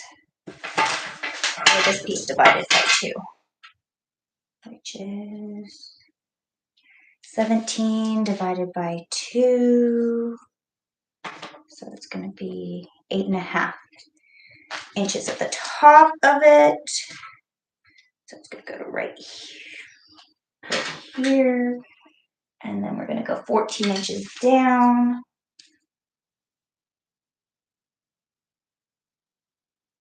1, 2, 3, 4, 5, 6, 7, 8, 9, 10, 11, 12, 13, 14. One extra one, so that's going to go down to there. And then this is the line I'm going to use here. Does that feel big enough before I start cutting it? Yeah, it does. All right. 1, 2, 3, 4, 5, 6, 7, 8, 9, 10, 11, 12. Somewhere here at this point. center.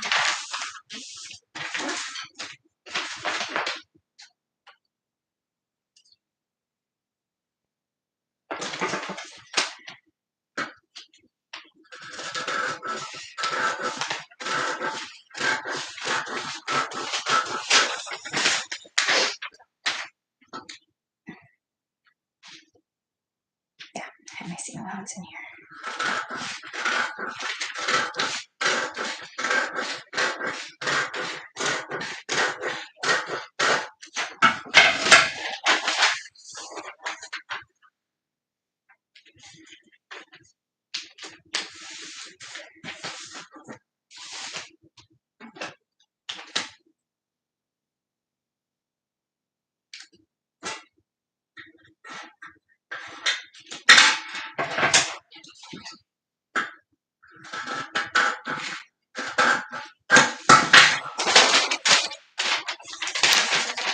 Floppy things with seam allowance.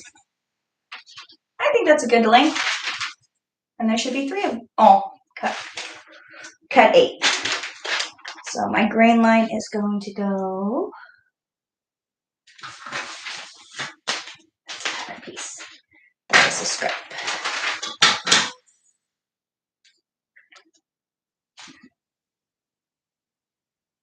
Grain line.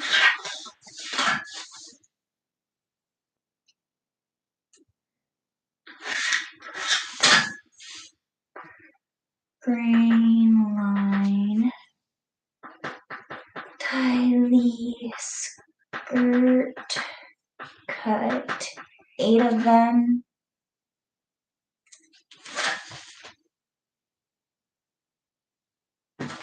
Okay.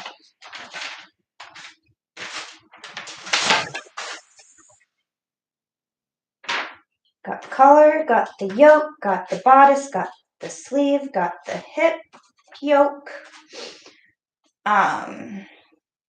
Got the skirt pattern pieces, got the leg pattern pieces.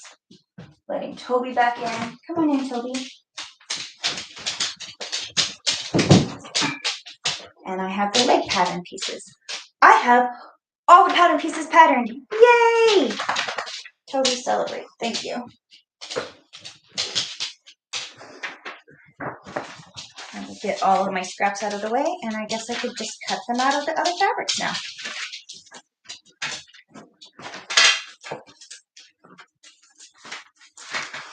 Look at all these lovely rectangles that aren't pattern pieces, but that is a pattern piece, but I have the other one. Okay. How are we doing on time? 10:44, not bad, not bad. It's much later for bed for all of you guys, I bet. Okay, let's see. What are you going to do on New Year's, Felicia? I have no idea yet. I like to wear something sparkly usually. Austin lives live streaming with Odin on New Year's. Yes, I'll be live streaming on New Year's Day with Odin, but New Year's Eve I haven't decided yet. Austin might celebrate at the house and watch Odin and Felicia for hours. Okay, that sounds like fun. I actually really am excited that I have something to do on New Year's Day, not gonna lie.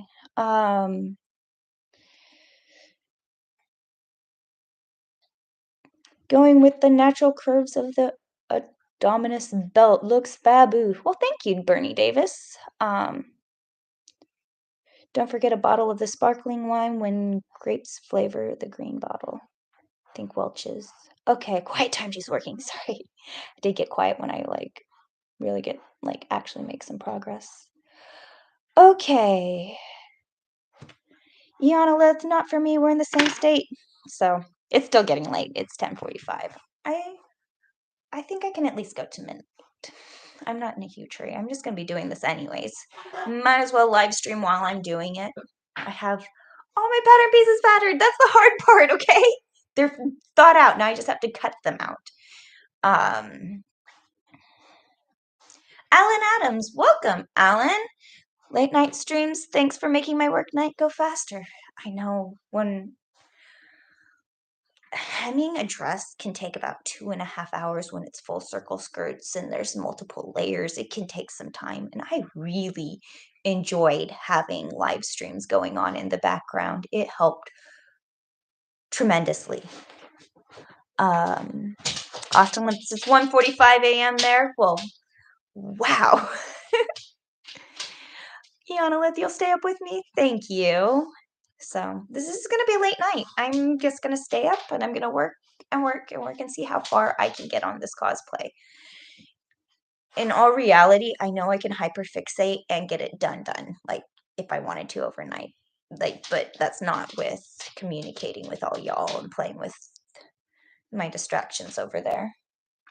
But yeah, okay. So this is my master plan. I have the collar patterned. I have the yoke patterned.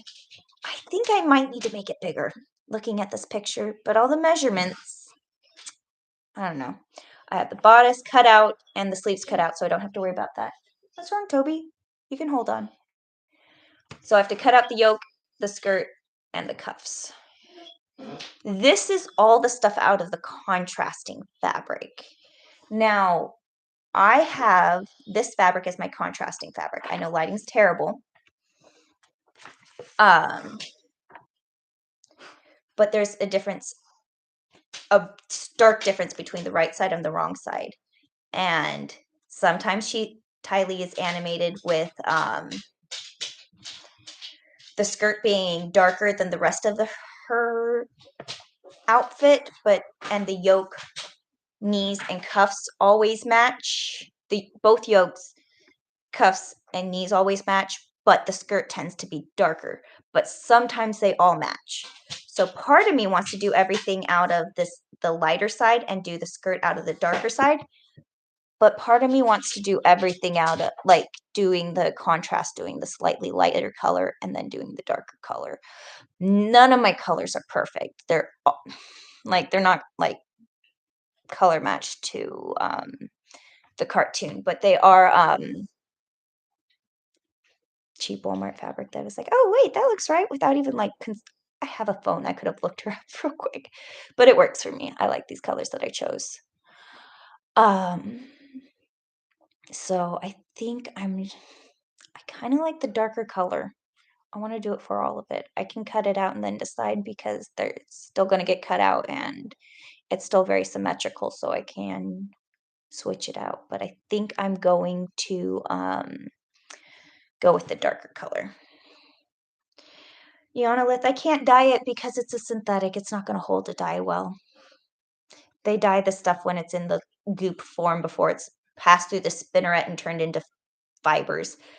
In fact, be very, very proud of me. I pre-washed my fabric, so I got any shrink out of it and color change. I honestly don't know what the fiber content of this. This is Walmart shit fabric. Yes, I said it, but I like it. It's going to work. It's going to be pretty. And I think, yeah, the more I look at it, I think I'm just going to use the darker side for everything. Yeah, so. I don't need anything else out of this color. This color is done. I got the yoke, sleeves. No, I lied. The mandarin collar. That's a one piece. Let me cut that out of this fabric, and then I'll switch over to this fabric for cutting. Yeah. You know what? I'm gonna use.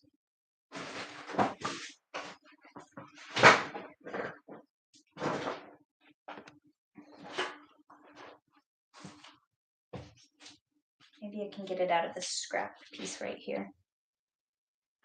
Oh, I totally can. Look at that.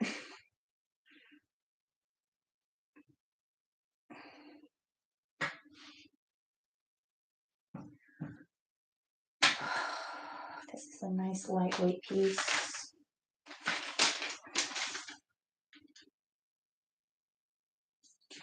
Collar cut 2.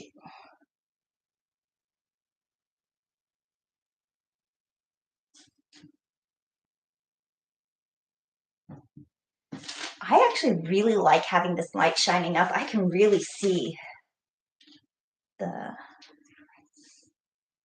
fabric.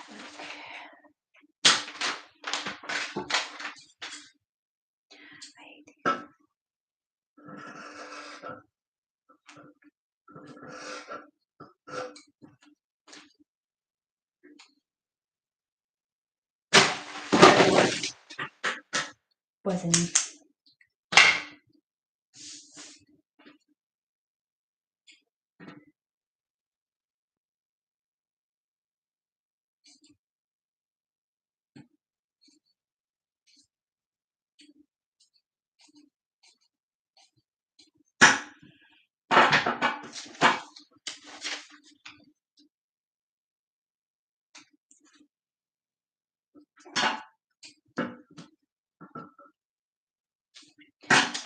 You know what? I could cut this on the fold. These fabric scissors really want to cut out layers. They do not like cutting out dainty single layers. They like cutting out 4 layers of fabric at a time, which normally isn't the case. But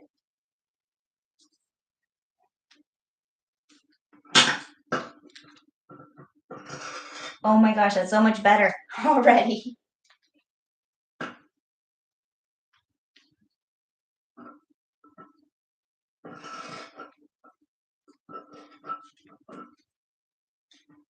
Yes, I should use pins for better weights. All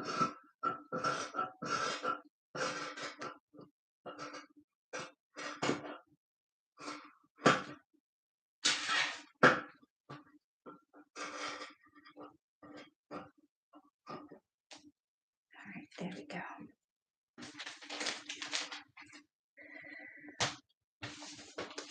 I want to make sure I know what piece this is, so I'll keep these pieces together with the bodice. Okay.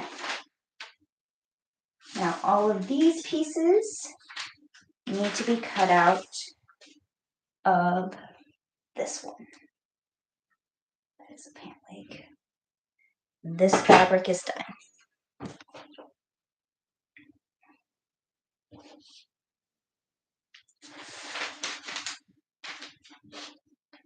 Hi, Toby. Toby's now at my feet. Okay, so I need to cut 8 out of the outside fabric, but I also need to cut 4 lining.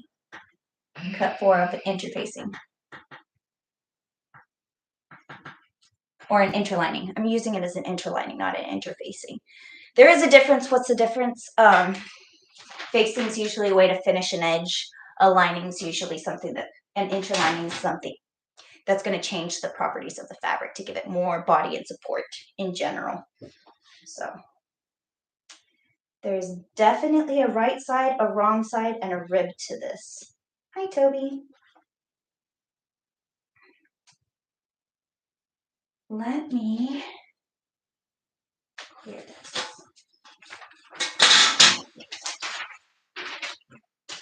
Pattern pieces that I need to cut. These are the pattern pieces that have already been cut. I no longer need my slopers, but I'll just leave those there. This piece is done for now.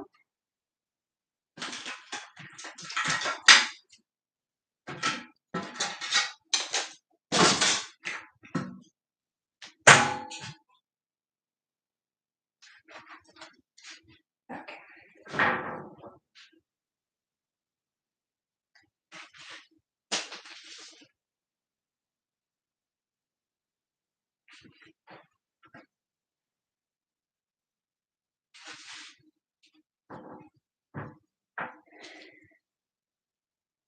I think I'm going to cut the one out that I need the most of, so I can really layer it up.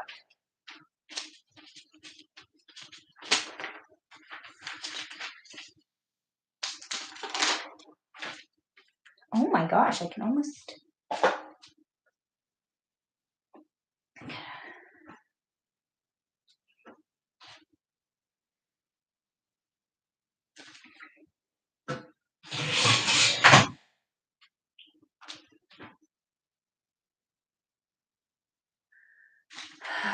Let me see.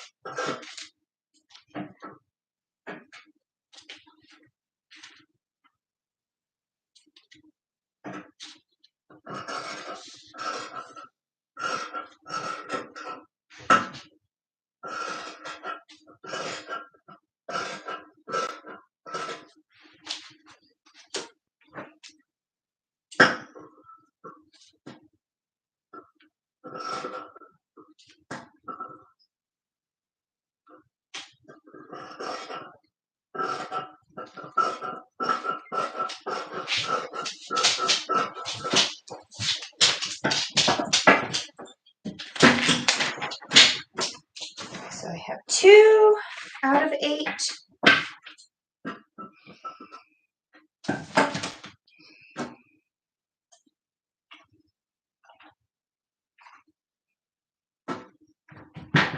So much easier to cut thicker pieces of fabric.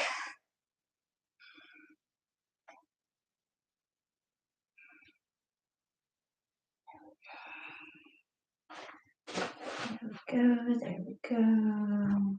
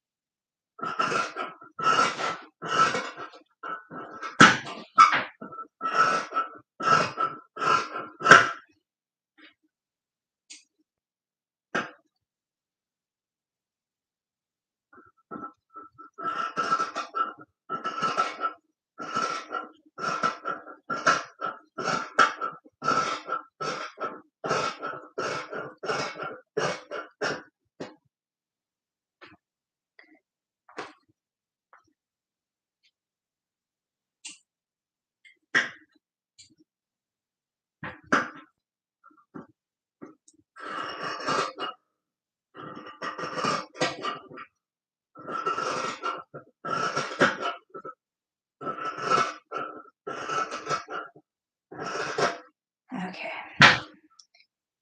That's all 8 of those. No, that's only 6. I need 2 more.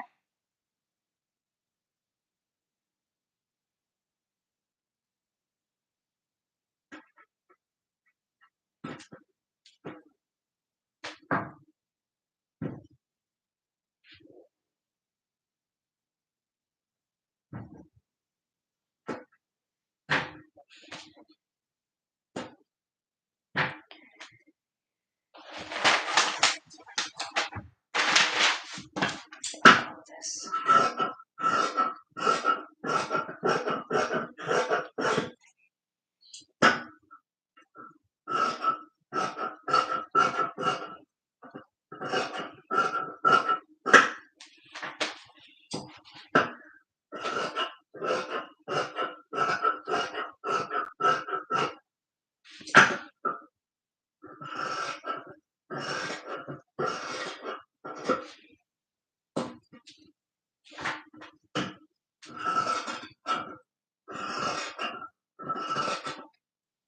Okay.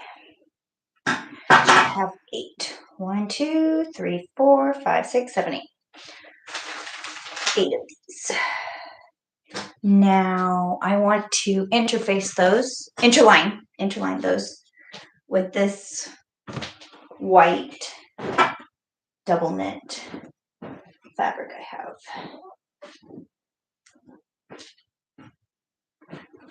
I just need 4 of these.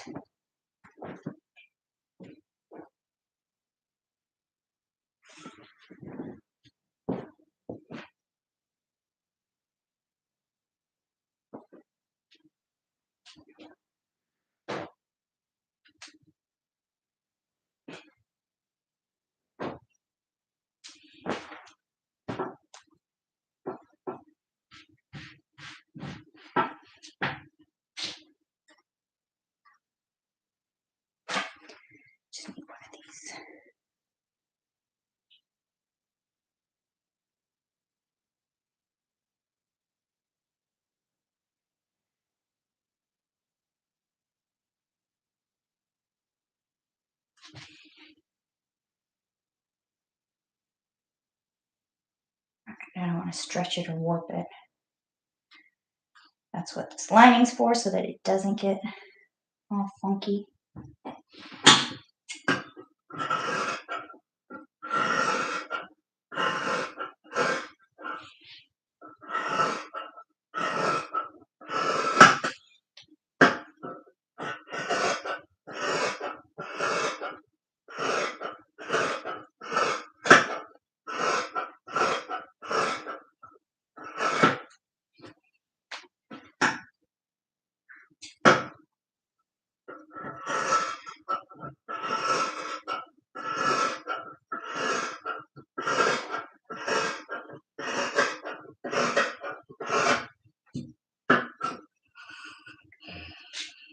Those scraps.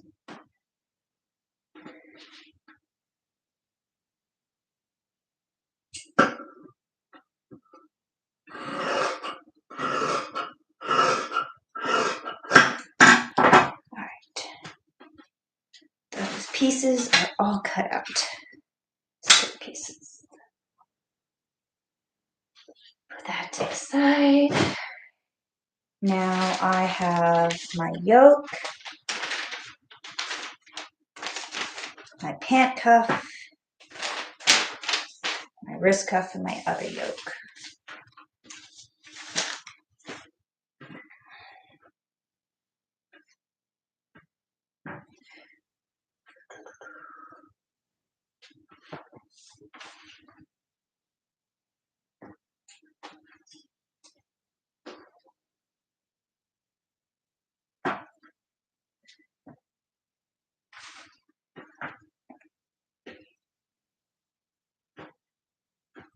Alright.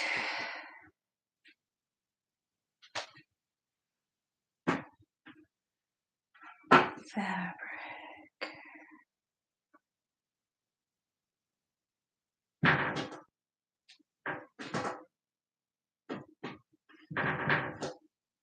Actually, I think I can get, can I? No, I can't.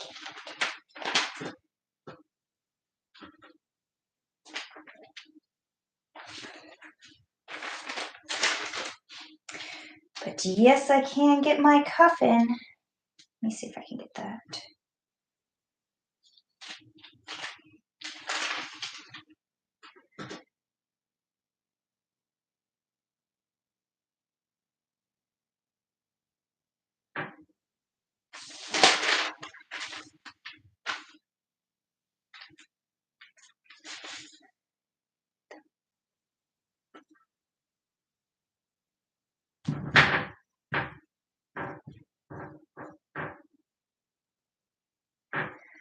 Trying not to waste too much fabric.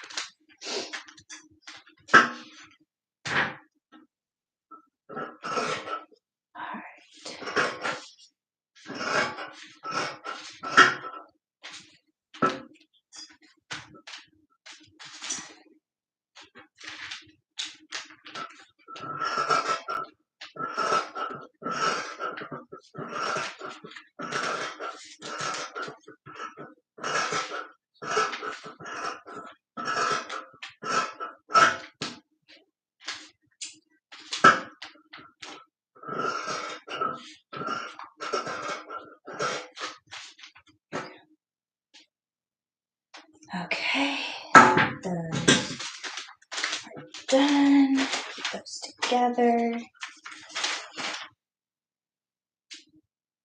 Scraps over there.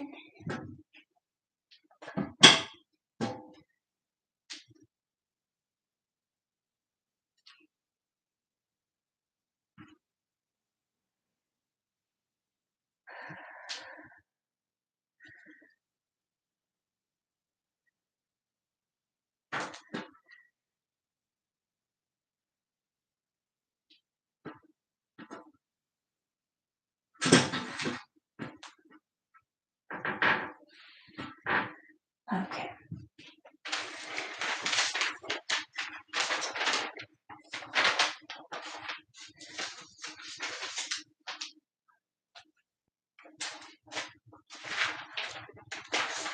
Yeah, I need the yoke to go this way. This is the...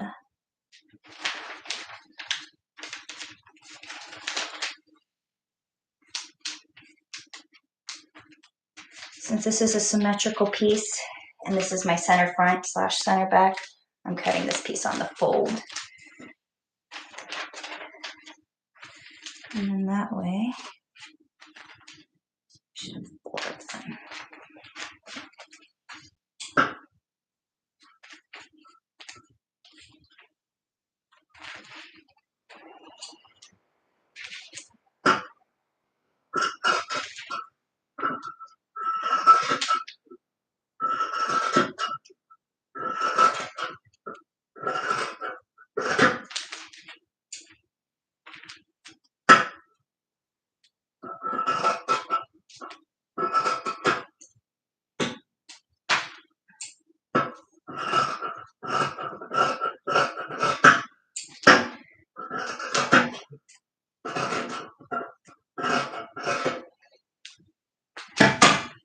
Okay.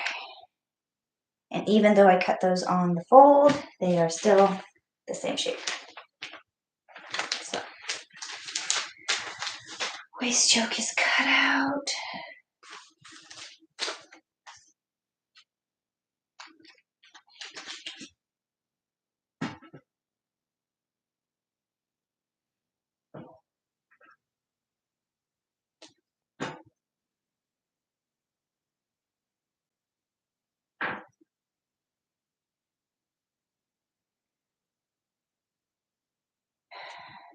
All right.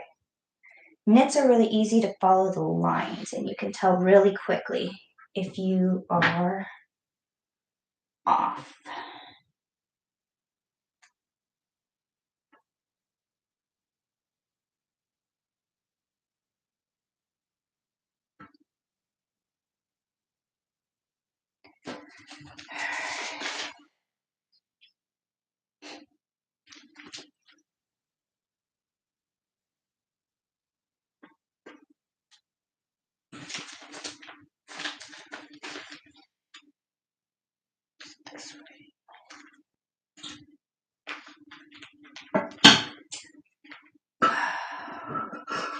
I'll come and see what you guys are saying in just a second. This is one of my last pattern pieces to cut out. I think I just have a cuff after this.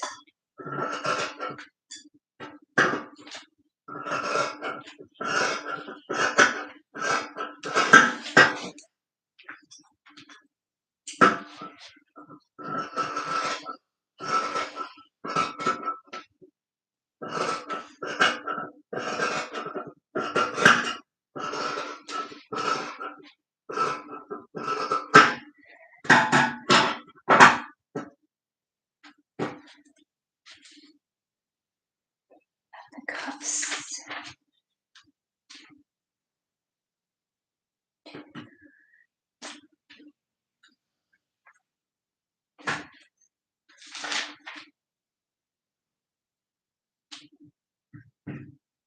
Great, lines all lined up.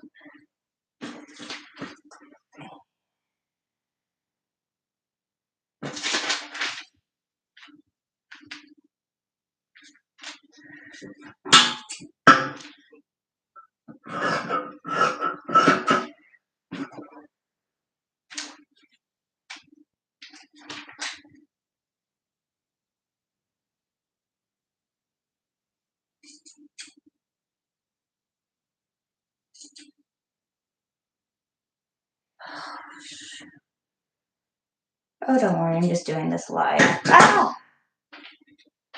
Pulled it funny and now it's not straight anymore. Just straighten that out.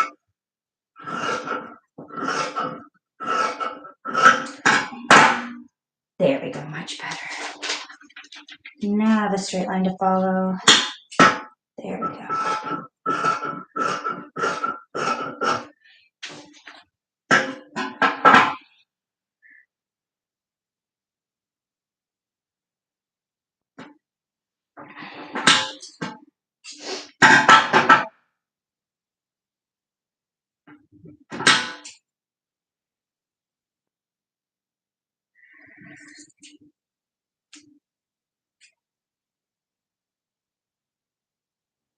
know, shouldn't be cutting it like this, but whatever. It's a rectangle and it's done.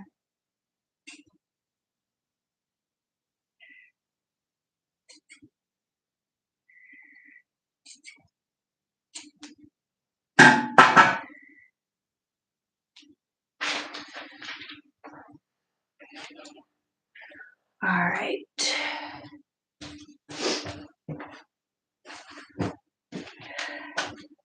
Did I cut enough of this one out? Hold on. Where's my yoke?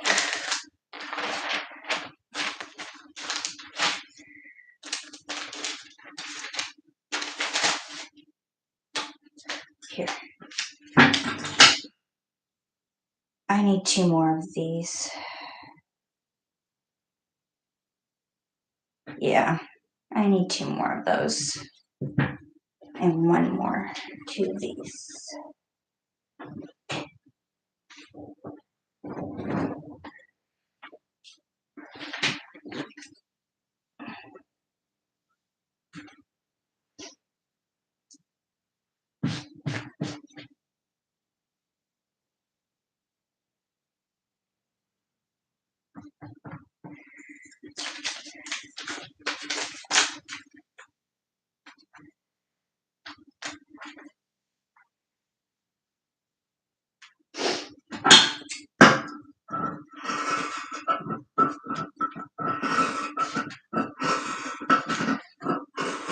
These fabric scissors definitely prefer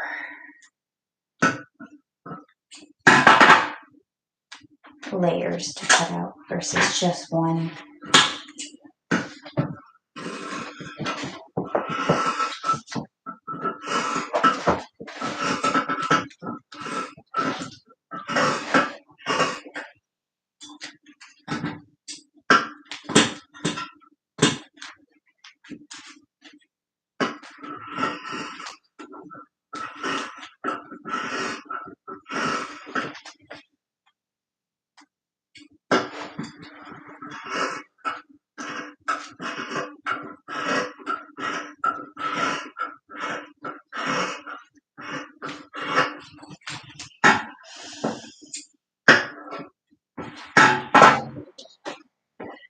Okay.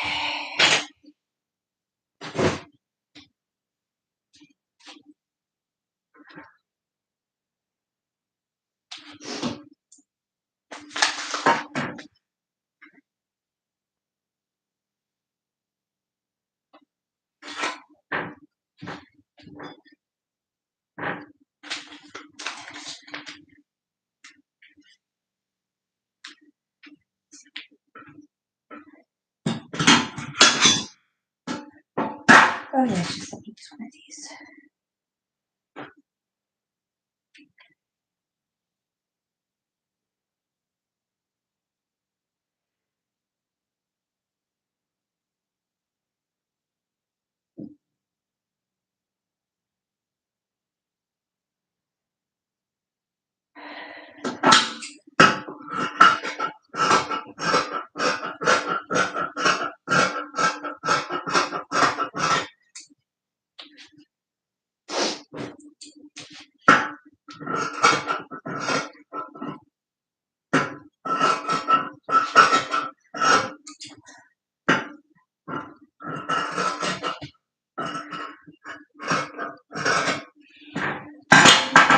Okay, scraps. Actual piece. Actual pieces. Actual pieces. This is just scraps. Okay. Yay! I feel like it's such an accomplishment. I got all my pattern pieces cut out. I got them all patterned. I have them cut out. That's a big deal. Okay. Let's see. Okay, where did Toby go? Toby is on the couch right there behind the bone. See? That's his butt. I feel like Toby right now, and I might snore, right? Is that mauve or dusty rose pink? That's a good question. This main fabric is kind of a coral, and the other fabric is kind of a dusty rose mauve pink. Yeah, there's a darker side and a lighter side, and I was going to use the lighter side and the darker side, but I think I'm just going to go full on darker side for everything. Let's see. Adam Allens, you probably already talked about this, but that light is really cool. Thank you. I'm glad you guys appreciate it. I was playing. I like having this glass table. I like shining lights up underneath it, so I figured why not have a fun one. I have an aurora borealis in my house. Yes, doesn't it? Don't I? Bernie Davis, an aurora borealis at the time of day in this part of the country, in full contained within the confines of our table. Don't you love living in the future? Yes.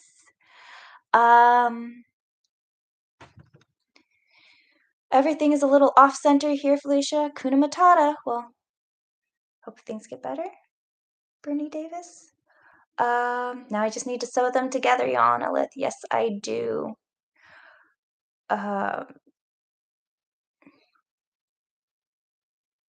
Yes. Austin Lips, it does look like the... Austin Lips says the solar wind and particle hits the Earth from the sun at 93,000 miles away from the Earth, and the magnetic field protects us every day. Yes, it does. I'm really proud of us as a planet that we came together and fixed that ozone hole. Like, they warned us so much about it when I was a kid, and now it's much smaller. So that's always like, yay, little victories, right? Now the rest of the planet. Okay, so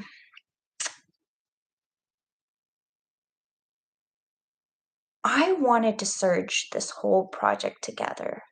And I kept thinking today, I should just go thread my serger. If you thread your serger, you can use it. I'm like, I'm probably not going to get sewing. I'm really regretting not threading my serger right now because serging... I like serge seams with knit fabrics because they stretch. They hold, they stretch, and they are amazing. I don't want to use a regular sewing machine. I'm trying to think if there's any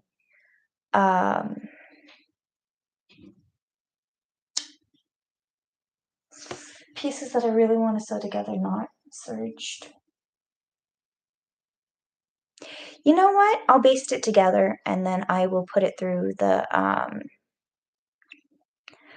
then I'll put it through the serger after I baste them all together. It's not like the best, but it's at least I'm making some progress.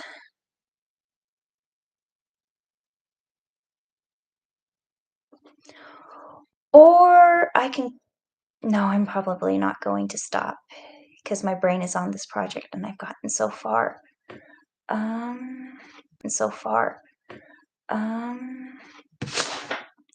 Double check bodice pattern pieces. I got the collar, I got the mandarin collar, I got the yoke collar, part of the collar, bodice front, bodice back, sleeve, cuff,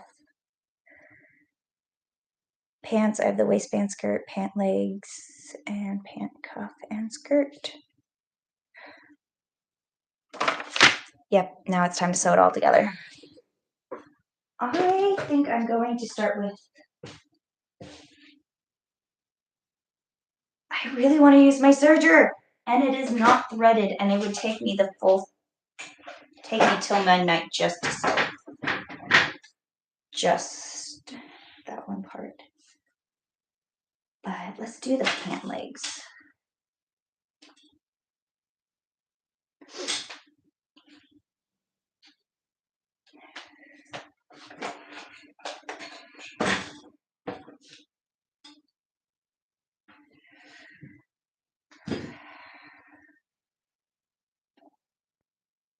Okay, I want the fuzzy side on the inside of my leg, and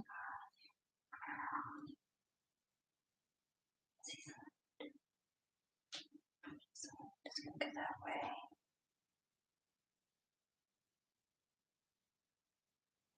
There's definitely rights and wrongs to these fabrics. Right sides and wrong sides to these fabrics.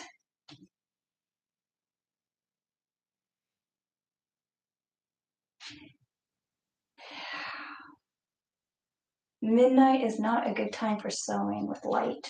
Okay, this side.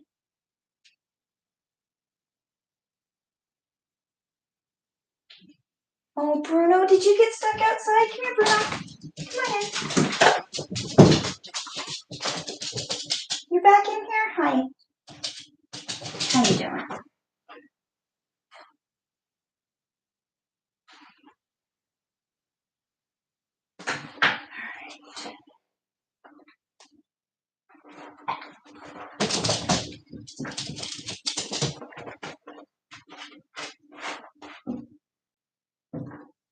Alright. It's all lined up.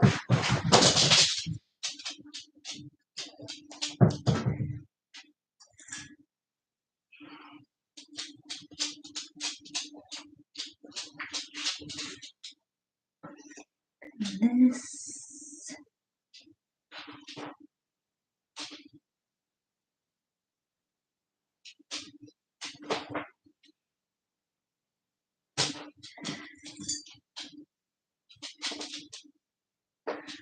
With all these layers, I actually want to pin this, even though I haven't been hardly using my pins at all today.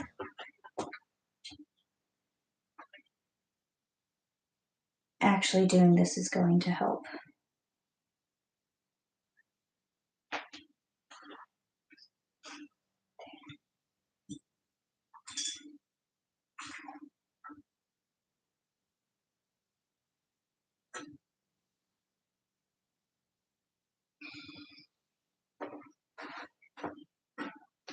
Just one leg. Do this leg.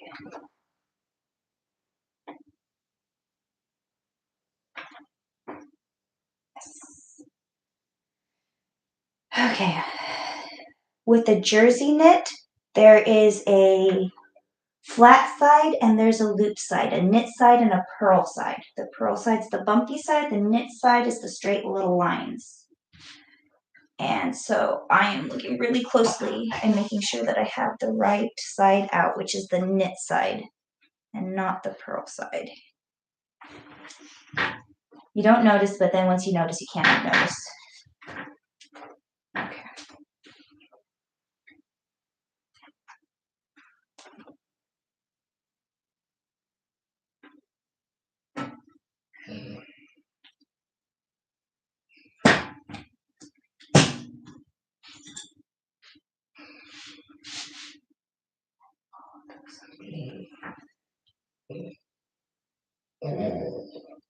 Toby, is Bruno bugging you? Like, what's wrong? Are you okay?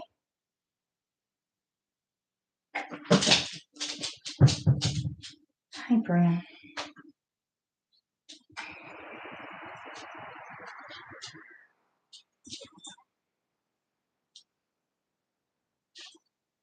Hey, Bruno. You come here. Oh, spaceman, come join me.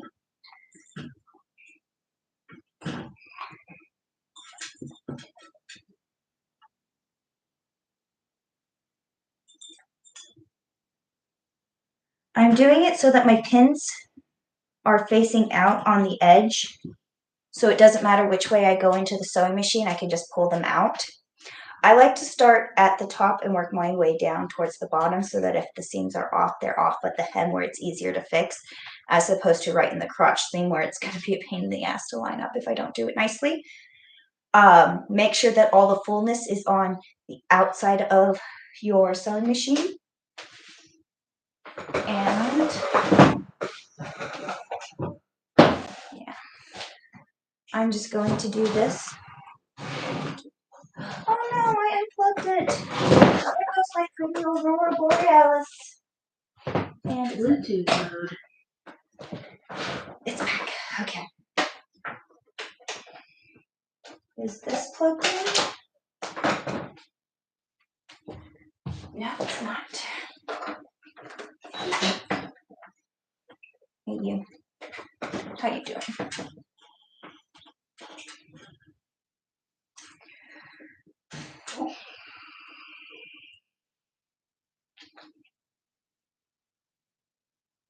Since I'm not using my serger, I'm just wondering if I should I'm going to reinforce these.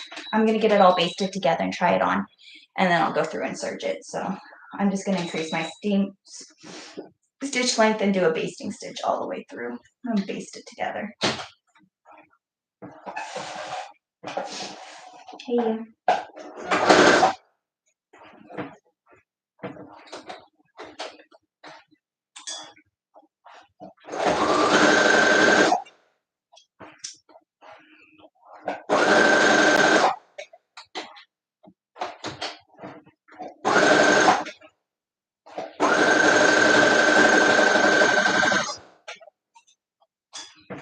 What's wrong? Where's your spooky? Do you know where your spooky is? Oh,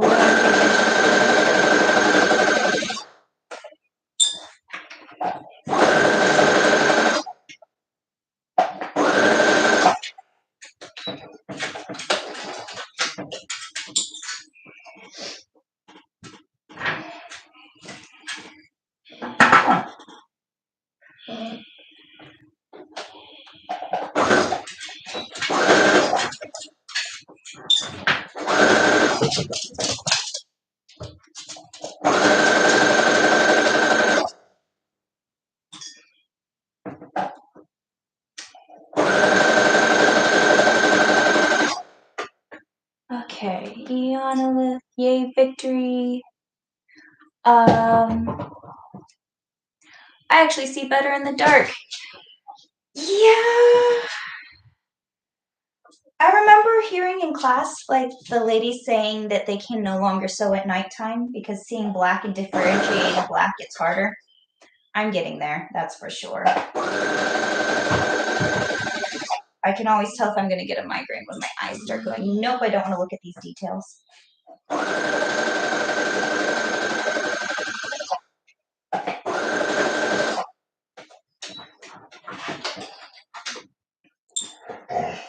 Okay, so I'm going to flip this one right side out. So I take this pant leg, turning it right side out and sticking it inside my inside out pant leg, lining up the seams that I just sewed. Sewn, that were just sewn. Alright.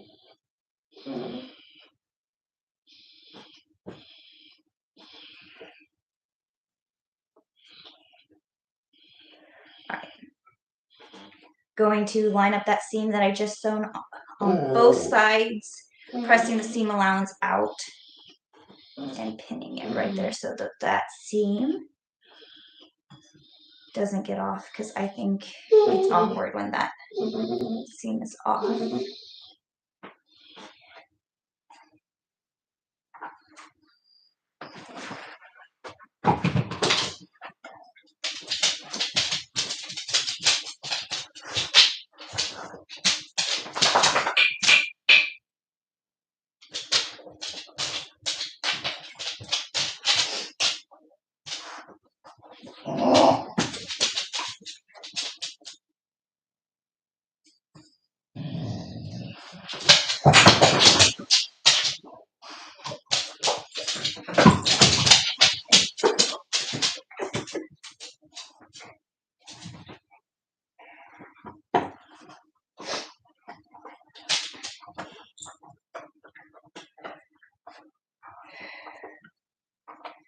When I was sewing the practice pair of pants, I didn't pin the seam, but I have 4 layers in here, so I need to pin it so that they all line up and look pretty, because I don't want it to look funny.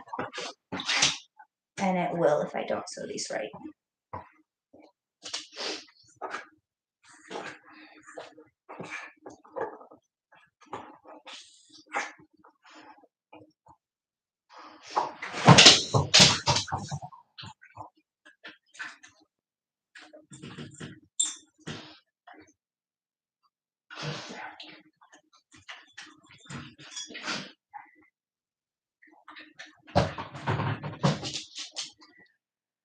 Okay. So on the outside, start in front, go to the back.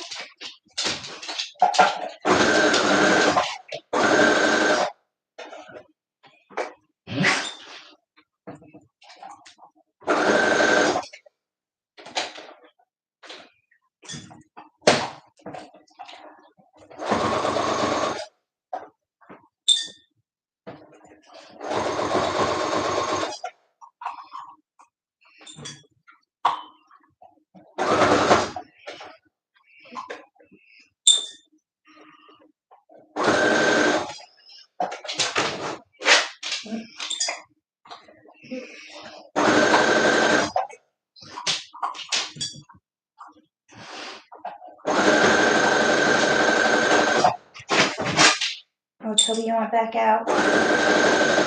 Give me a second, okay?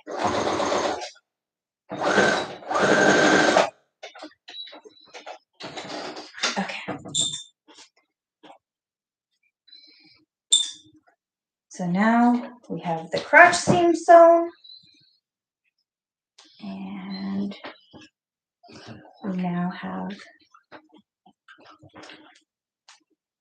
a pair of leggings. I'm not going to turn these inside out yet. I'm just going to leave them like this because I'm going to do the cuffs on them.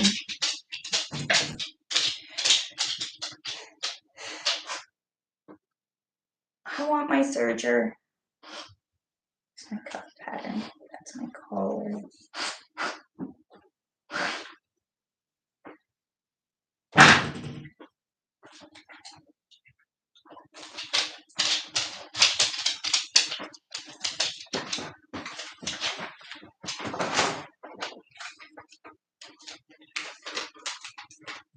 Wrist cuffs.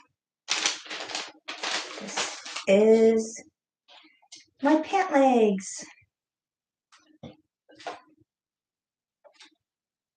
So I'm going to sew it into a tube first, sewing the short sides of the rectangle for my ankle, for my knee cuffs.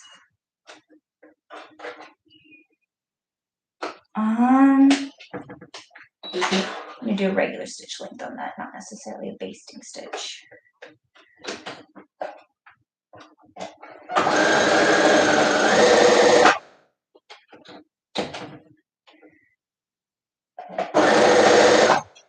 It's stretching out my fabric. I'm going to do a little bit looser of a stitch.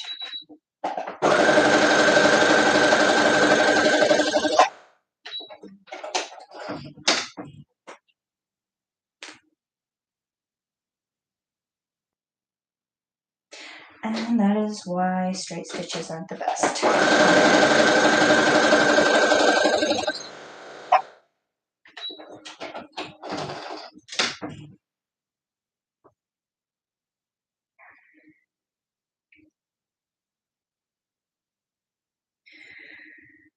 Alright, now I'm going to take this, fold it up in half, lining up my seams.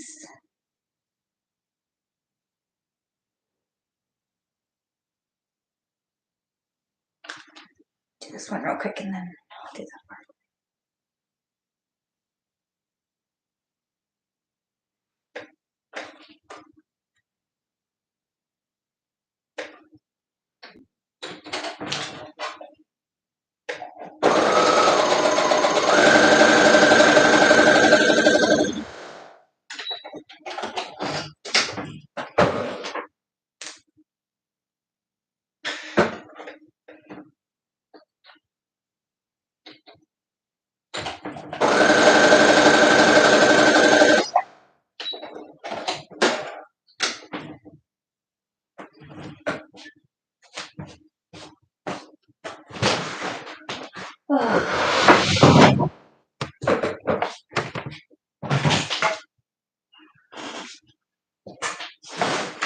It's okay, I got this. Pretend I do at least.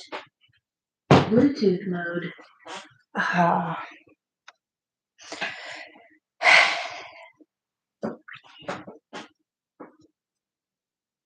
Okay, yeah, sewn. Bruno is being a pest. No, he's not. They just both want to play. They're excited that I'm up this late and they want to play.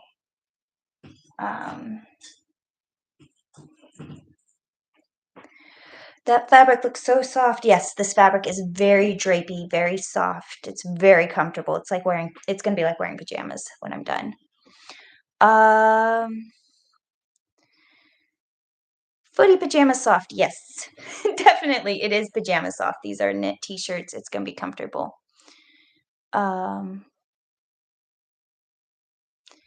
Silly puppers. Yep. Yeah. So I lined them in polar fleece, so they're gonna be nice and comfortable. Okay. So I folded this in half along the seam that I sewed. So this is going to be my knee cuff, and it fits comfortably. You guys can't see my knee cuff, but that's what it is right there, knee cuff. This seam is my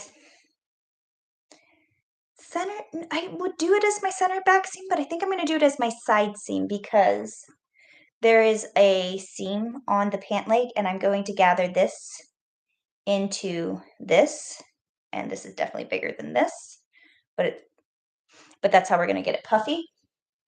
And I'm going to line this up, the seams up. You guys can't even see it. It's nice and covered, but see how I have a seam right there? Marked it with a pin. Now, to gather into this other circle, this is the way I do it.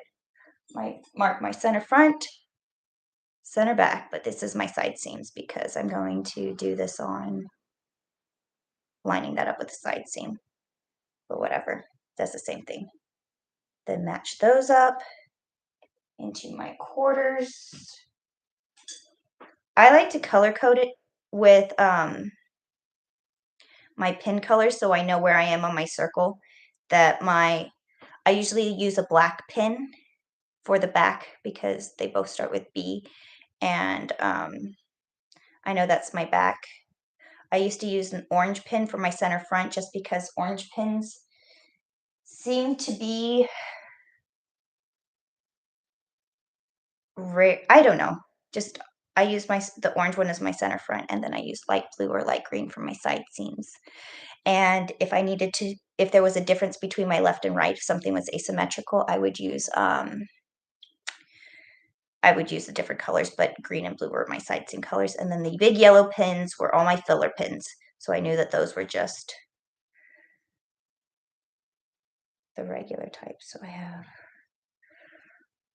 I have 4 pins in there. I'm going to go fold these in half and put a pin in between each of my front back side seams. And I'm going to mark the center of those.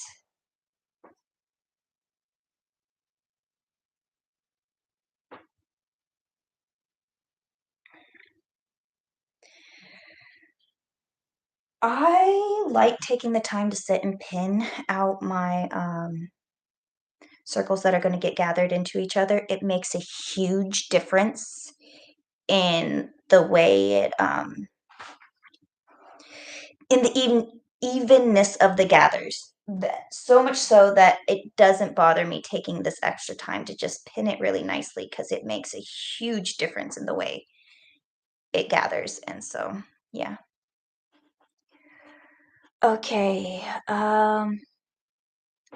Is Polar Fleece the fabric used to make some of the Muppets? Yes! Polar Fleece is that amazing fabric that Muppets often get made out of. There's a specific type of Polar Fleece, but in general, yes, Polar Fleece. Schultz Division, hello, watching from work. Well, hello, Schultz Division. It's midnight where I'm at. What time is it where you're at? Bless you, Leonolith. Okay. So I have my quadrants marked out, and then I have my sub-quadrants marked out. I am just going to mark out my quadrants on my pant legs. So this one is automatically already marked. I'm just going to put a pin in it, right at the seam allowance, and then right here at this fold.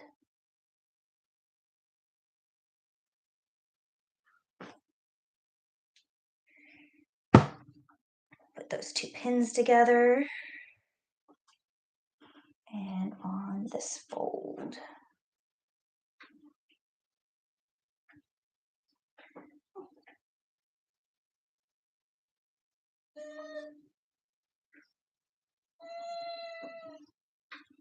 What's wrong, Bruno? I'm not paying attention to them. I am sorry.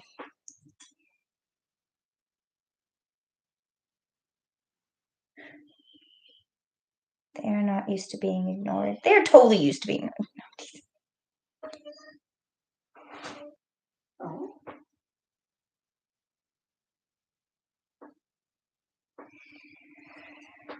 Okay, so right sides together. This is going to gather in here. I'm lining up my seams. I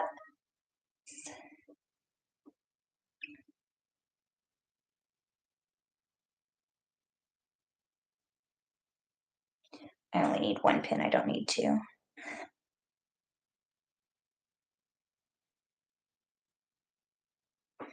Okay, so this is what I'm doing. You guys cannot see. I'm going to come closer so y'all can look and see what I'm working on.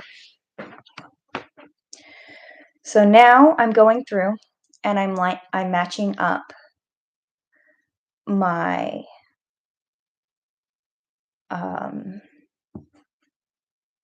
pins. I'm doing the front, back, side seam quadrants first, so it's all evenly attached.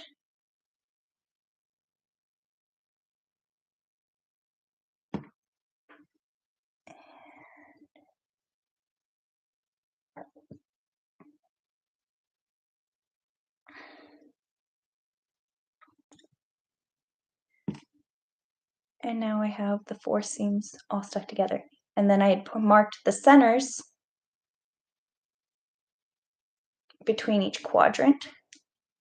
And so now I'm going to fold it in half like that. Let me get that fabric up there. Like that. And I'm going to pin this quadrant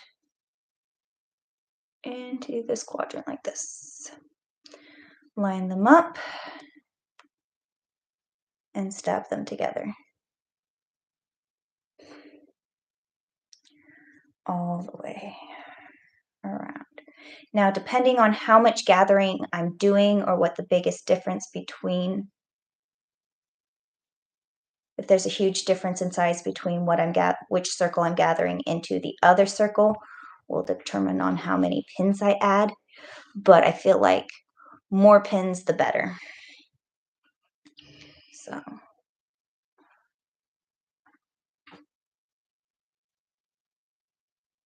But if there's not a huge difference, you don't need that many. But we did a lot of gathering. Oh, that's pretty.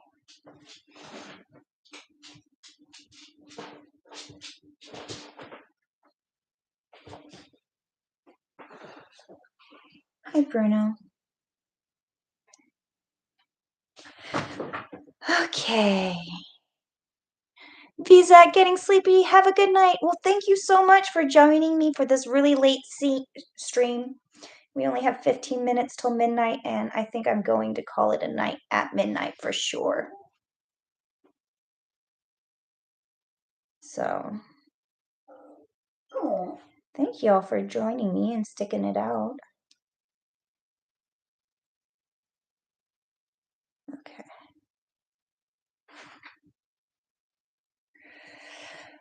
All right, so that was the first round, but I kind of want to gather it one more time in. So what I typically do is I just take my finger, stick it in either side, and smash it right in the center. I'm really good at eyeballing it at this point. So now I'm just going to go through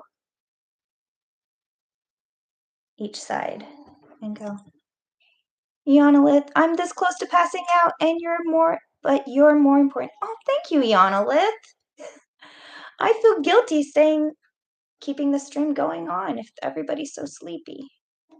I'm gonna 15 minutes, nighttime, midnight.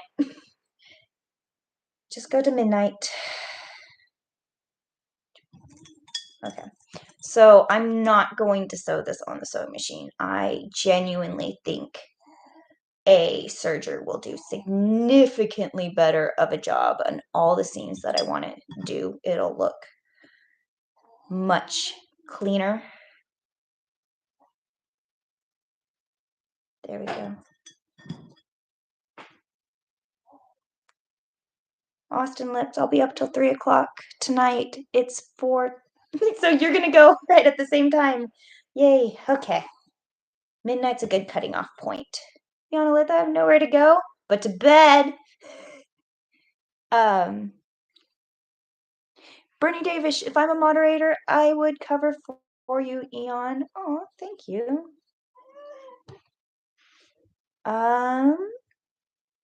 There you go, Bernie Davis. You are officially a blue wrench. Alan Adams, I still have 5 more hours of work. Oh, geez. You have a whole shift ahead of you. Well, I hope your night goes easy. It's almost 9 in the morning here, but didn't sleep well, so I guess I'm as tired as you guys. Okay. Now, it's all evenly gathered into there. Look at that.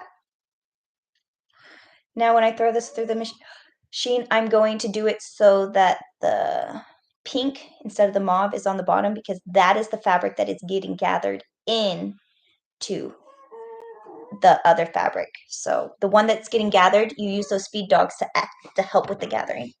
Oh, Bruno, I'm sorry. I'm so sorry. You're just sitting here going, fish. I'm right here. Pay attention to me. Okay. All right. Bruno's ready for bed himself. Let me do this other side, and then I'll call it a night. Okay. So here's a rectangle. I sewed this side. This is why we don't stretch straight knits with we don't sew knits with a straight stitch. Did you hear that pop? See my straight line? Those stitches came out. So I have to resew that. But I wanted to show you that there is no stretch in the fabric and it will break your threads. Yeah, those are holes of thread. Because it doesn't have that stretch. That's part of the reason that I'm like, oh, I need, but there's not going to be stretch pulling this way on this piece. It's going to be stretching this way, which it will have the strength for. Sorry, Bruno. I'm so sorry. Let me just turn this around real quick and fix that seam I just broke. But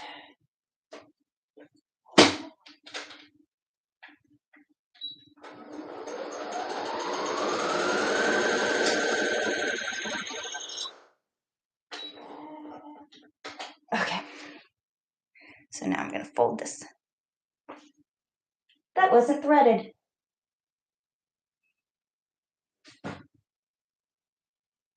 I think he's trying to tell me it's time to call it a night.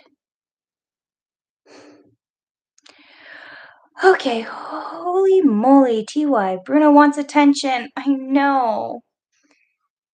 The Brunos. You want the attention. I know. I'm almost done. I have one leg to do. And then I'm done. 10 minutes. 10 minutes, okay? Where's your ball? Where's your ball? I'll throw it.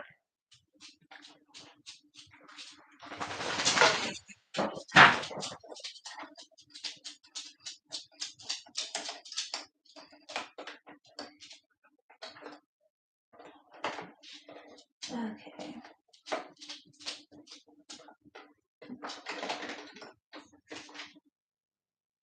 Yeah. So if you want to be able to stretch it on a stretch knit, that's why you use a zigzag stitch. But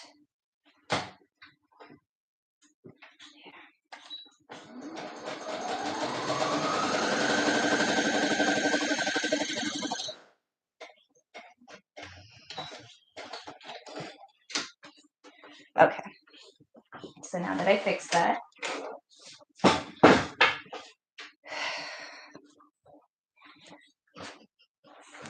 fold it so the right side's out and in half like this.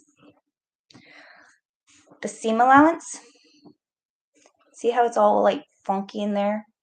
If you take it and you press it out,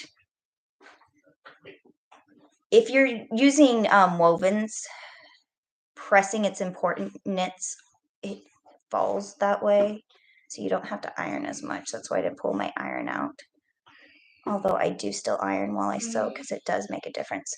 All right, so I took those seam allowances and I smashed them open like that, and then I lined up the centers of those seam allowances and put a pin right there in the top.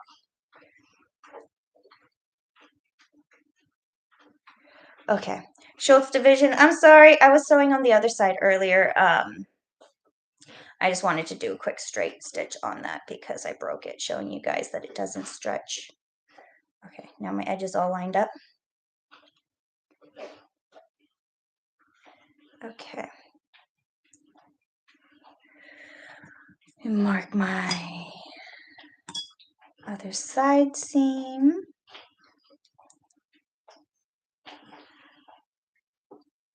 And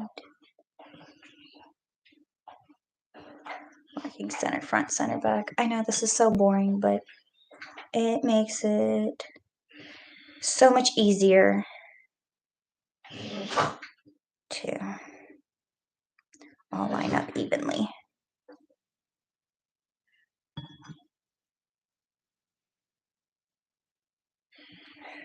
All right, all 4 quadrants are marked. I used color pins for my quadrants that got marked, and I'm going to use the yellow pins for my sub quadrants. There'll be 4 of those ones also. Yeah. So my goal for this year is to actually get a setup to do live streamings a little easier. I've been just doing it anyways. I have stuff and I have space and I should be doing it better. So each time I'm trying to get a little better each time. Oh, there's Toby and Bruno staring at me waiting to be finished. They're like, can you be done yet? Why are you talking to yourself?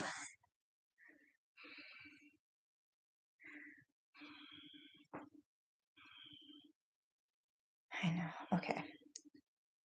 One more quadrant.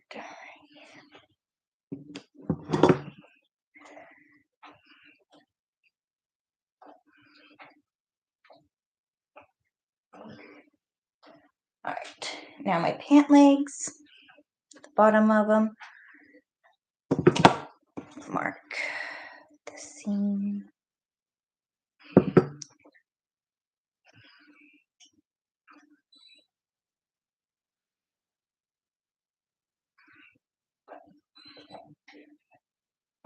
Now I'm going to take these 2 pins, put them together to find my center front, center back.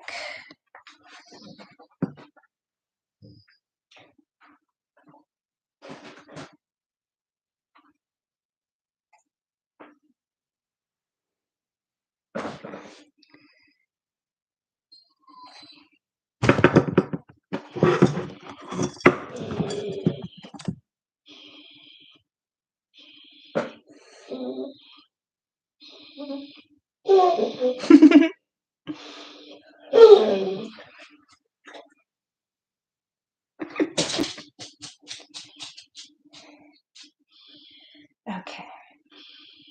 Now I'm going to line up my seam with my seam.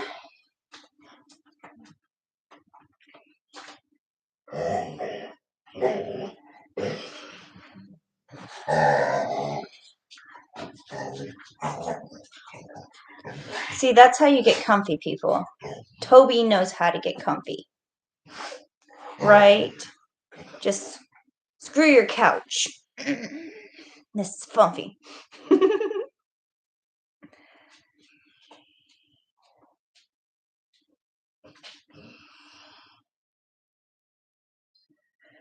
All right, instead of taking out my original pins, I'm just leaving it in and having 2 pins because it's going slightly faster. I'll just pull them out when I sew. All right, fold it in half.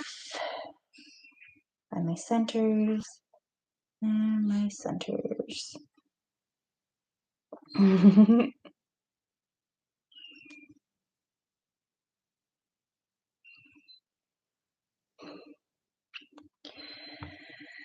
Okay, so I have about a week till the con because it's next weekend. And honestly, I feel like I am in great shape because I have it all cut out, all patterned. Now it's just the putting the puzzle together.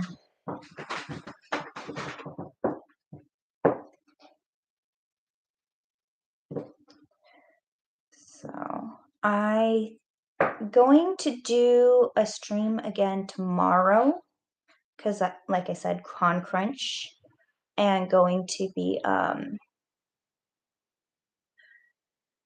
finishing this up. I don't know if I'll go all the way till midnight because this is a little late and it is a little long, but I will thread my serger and sew everything together.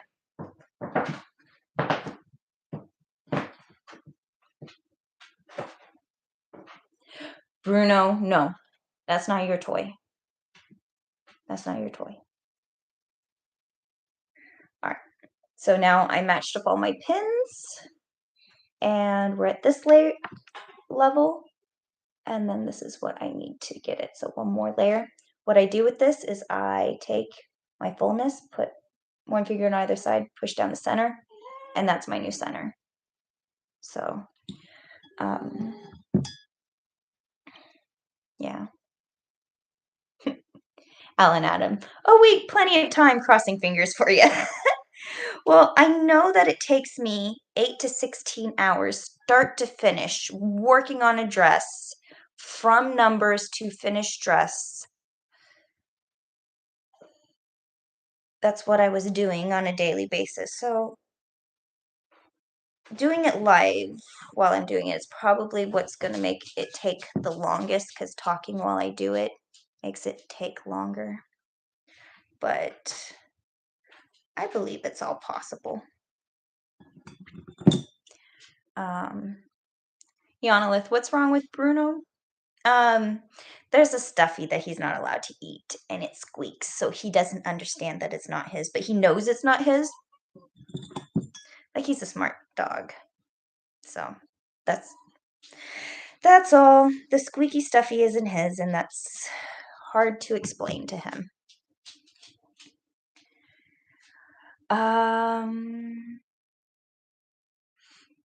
Whatever time you feel like is fine with us. Okay.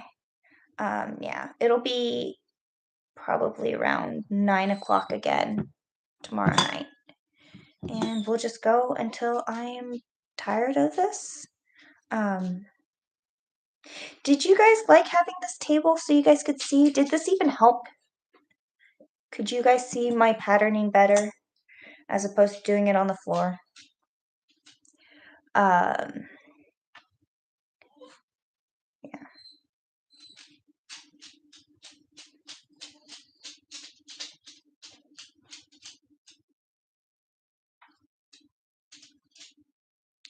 Okay. Yeah, much better. Okay, so you guys could see, and it's prettier. You guys like the lights? I like the lights. I can change the modes. I just haven't. I just, whatever default turned on was. Okay, so now I have bands, and they are gathered into the things right there. The yoke isn't, there's no gathering. It's the same length, so it should line up. It should line up, but they're gonna be puffy. And they're going to hold their shape a little bit better because I lined them in Polar Fleece. If you guys are wondering, this is my outer fabric, which is a coral. I lined them in a hot pink Polar Fleece because that's what I had left over from those hats I made. And that was left over from a giant puppet dinner jacket that I was commissioned to make. I can't make these things up. But, yeah, Toby. So these are fully lined. They'll be nice and warm. These are gonna be comfy pajama pants. I'm making Tylee pajamas. That's what I'm making. That's what I'm making. It's gonna be pajamas, and I'm just gonna wear them to pajamas after the con. But all my pattern pieces are cut out and ready to go, and these are all pieces and patterns. Here's that. And this is my sleeves. So all the patterns and the fabric is cut out. I had enough fabric. Yes. I have leftover fabric. Yes. But yeah, Bernie Davis, fancy pants. The lights remind me somehow of a Spice Girls music video, but if it helps. Actually, I like working on a glass table because there's a lot of benefits to it. I know it's weird, but it's one of my preferred surfaces for crafting. And part of the reason is like I like to shine a light up underneath it so I can trace better. And it was actually really nice cutting out knit fabrics on this underlit table because I could really see when I was lined up. It made things easier. But yep, we are at midnight. I am at a very good stopping point. I feel like I made lots of progress today. Thank you guys so much for joining me. But I think it's time to call it a night. Good night, everybody that's here. Thank you for joining me, and hope you guys get some sleep. And I will see you tomorrow as when I sew this together. And honestly, I think we might finish it. We'll see. We'll see. We'll see. Don't jinx it. So, good night until tomorrow. Bye. And end.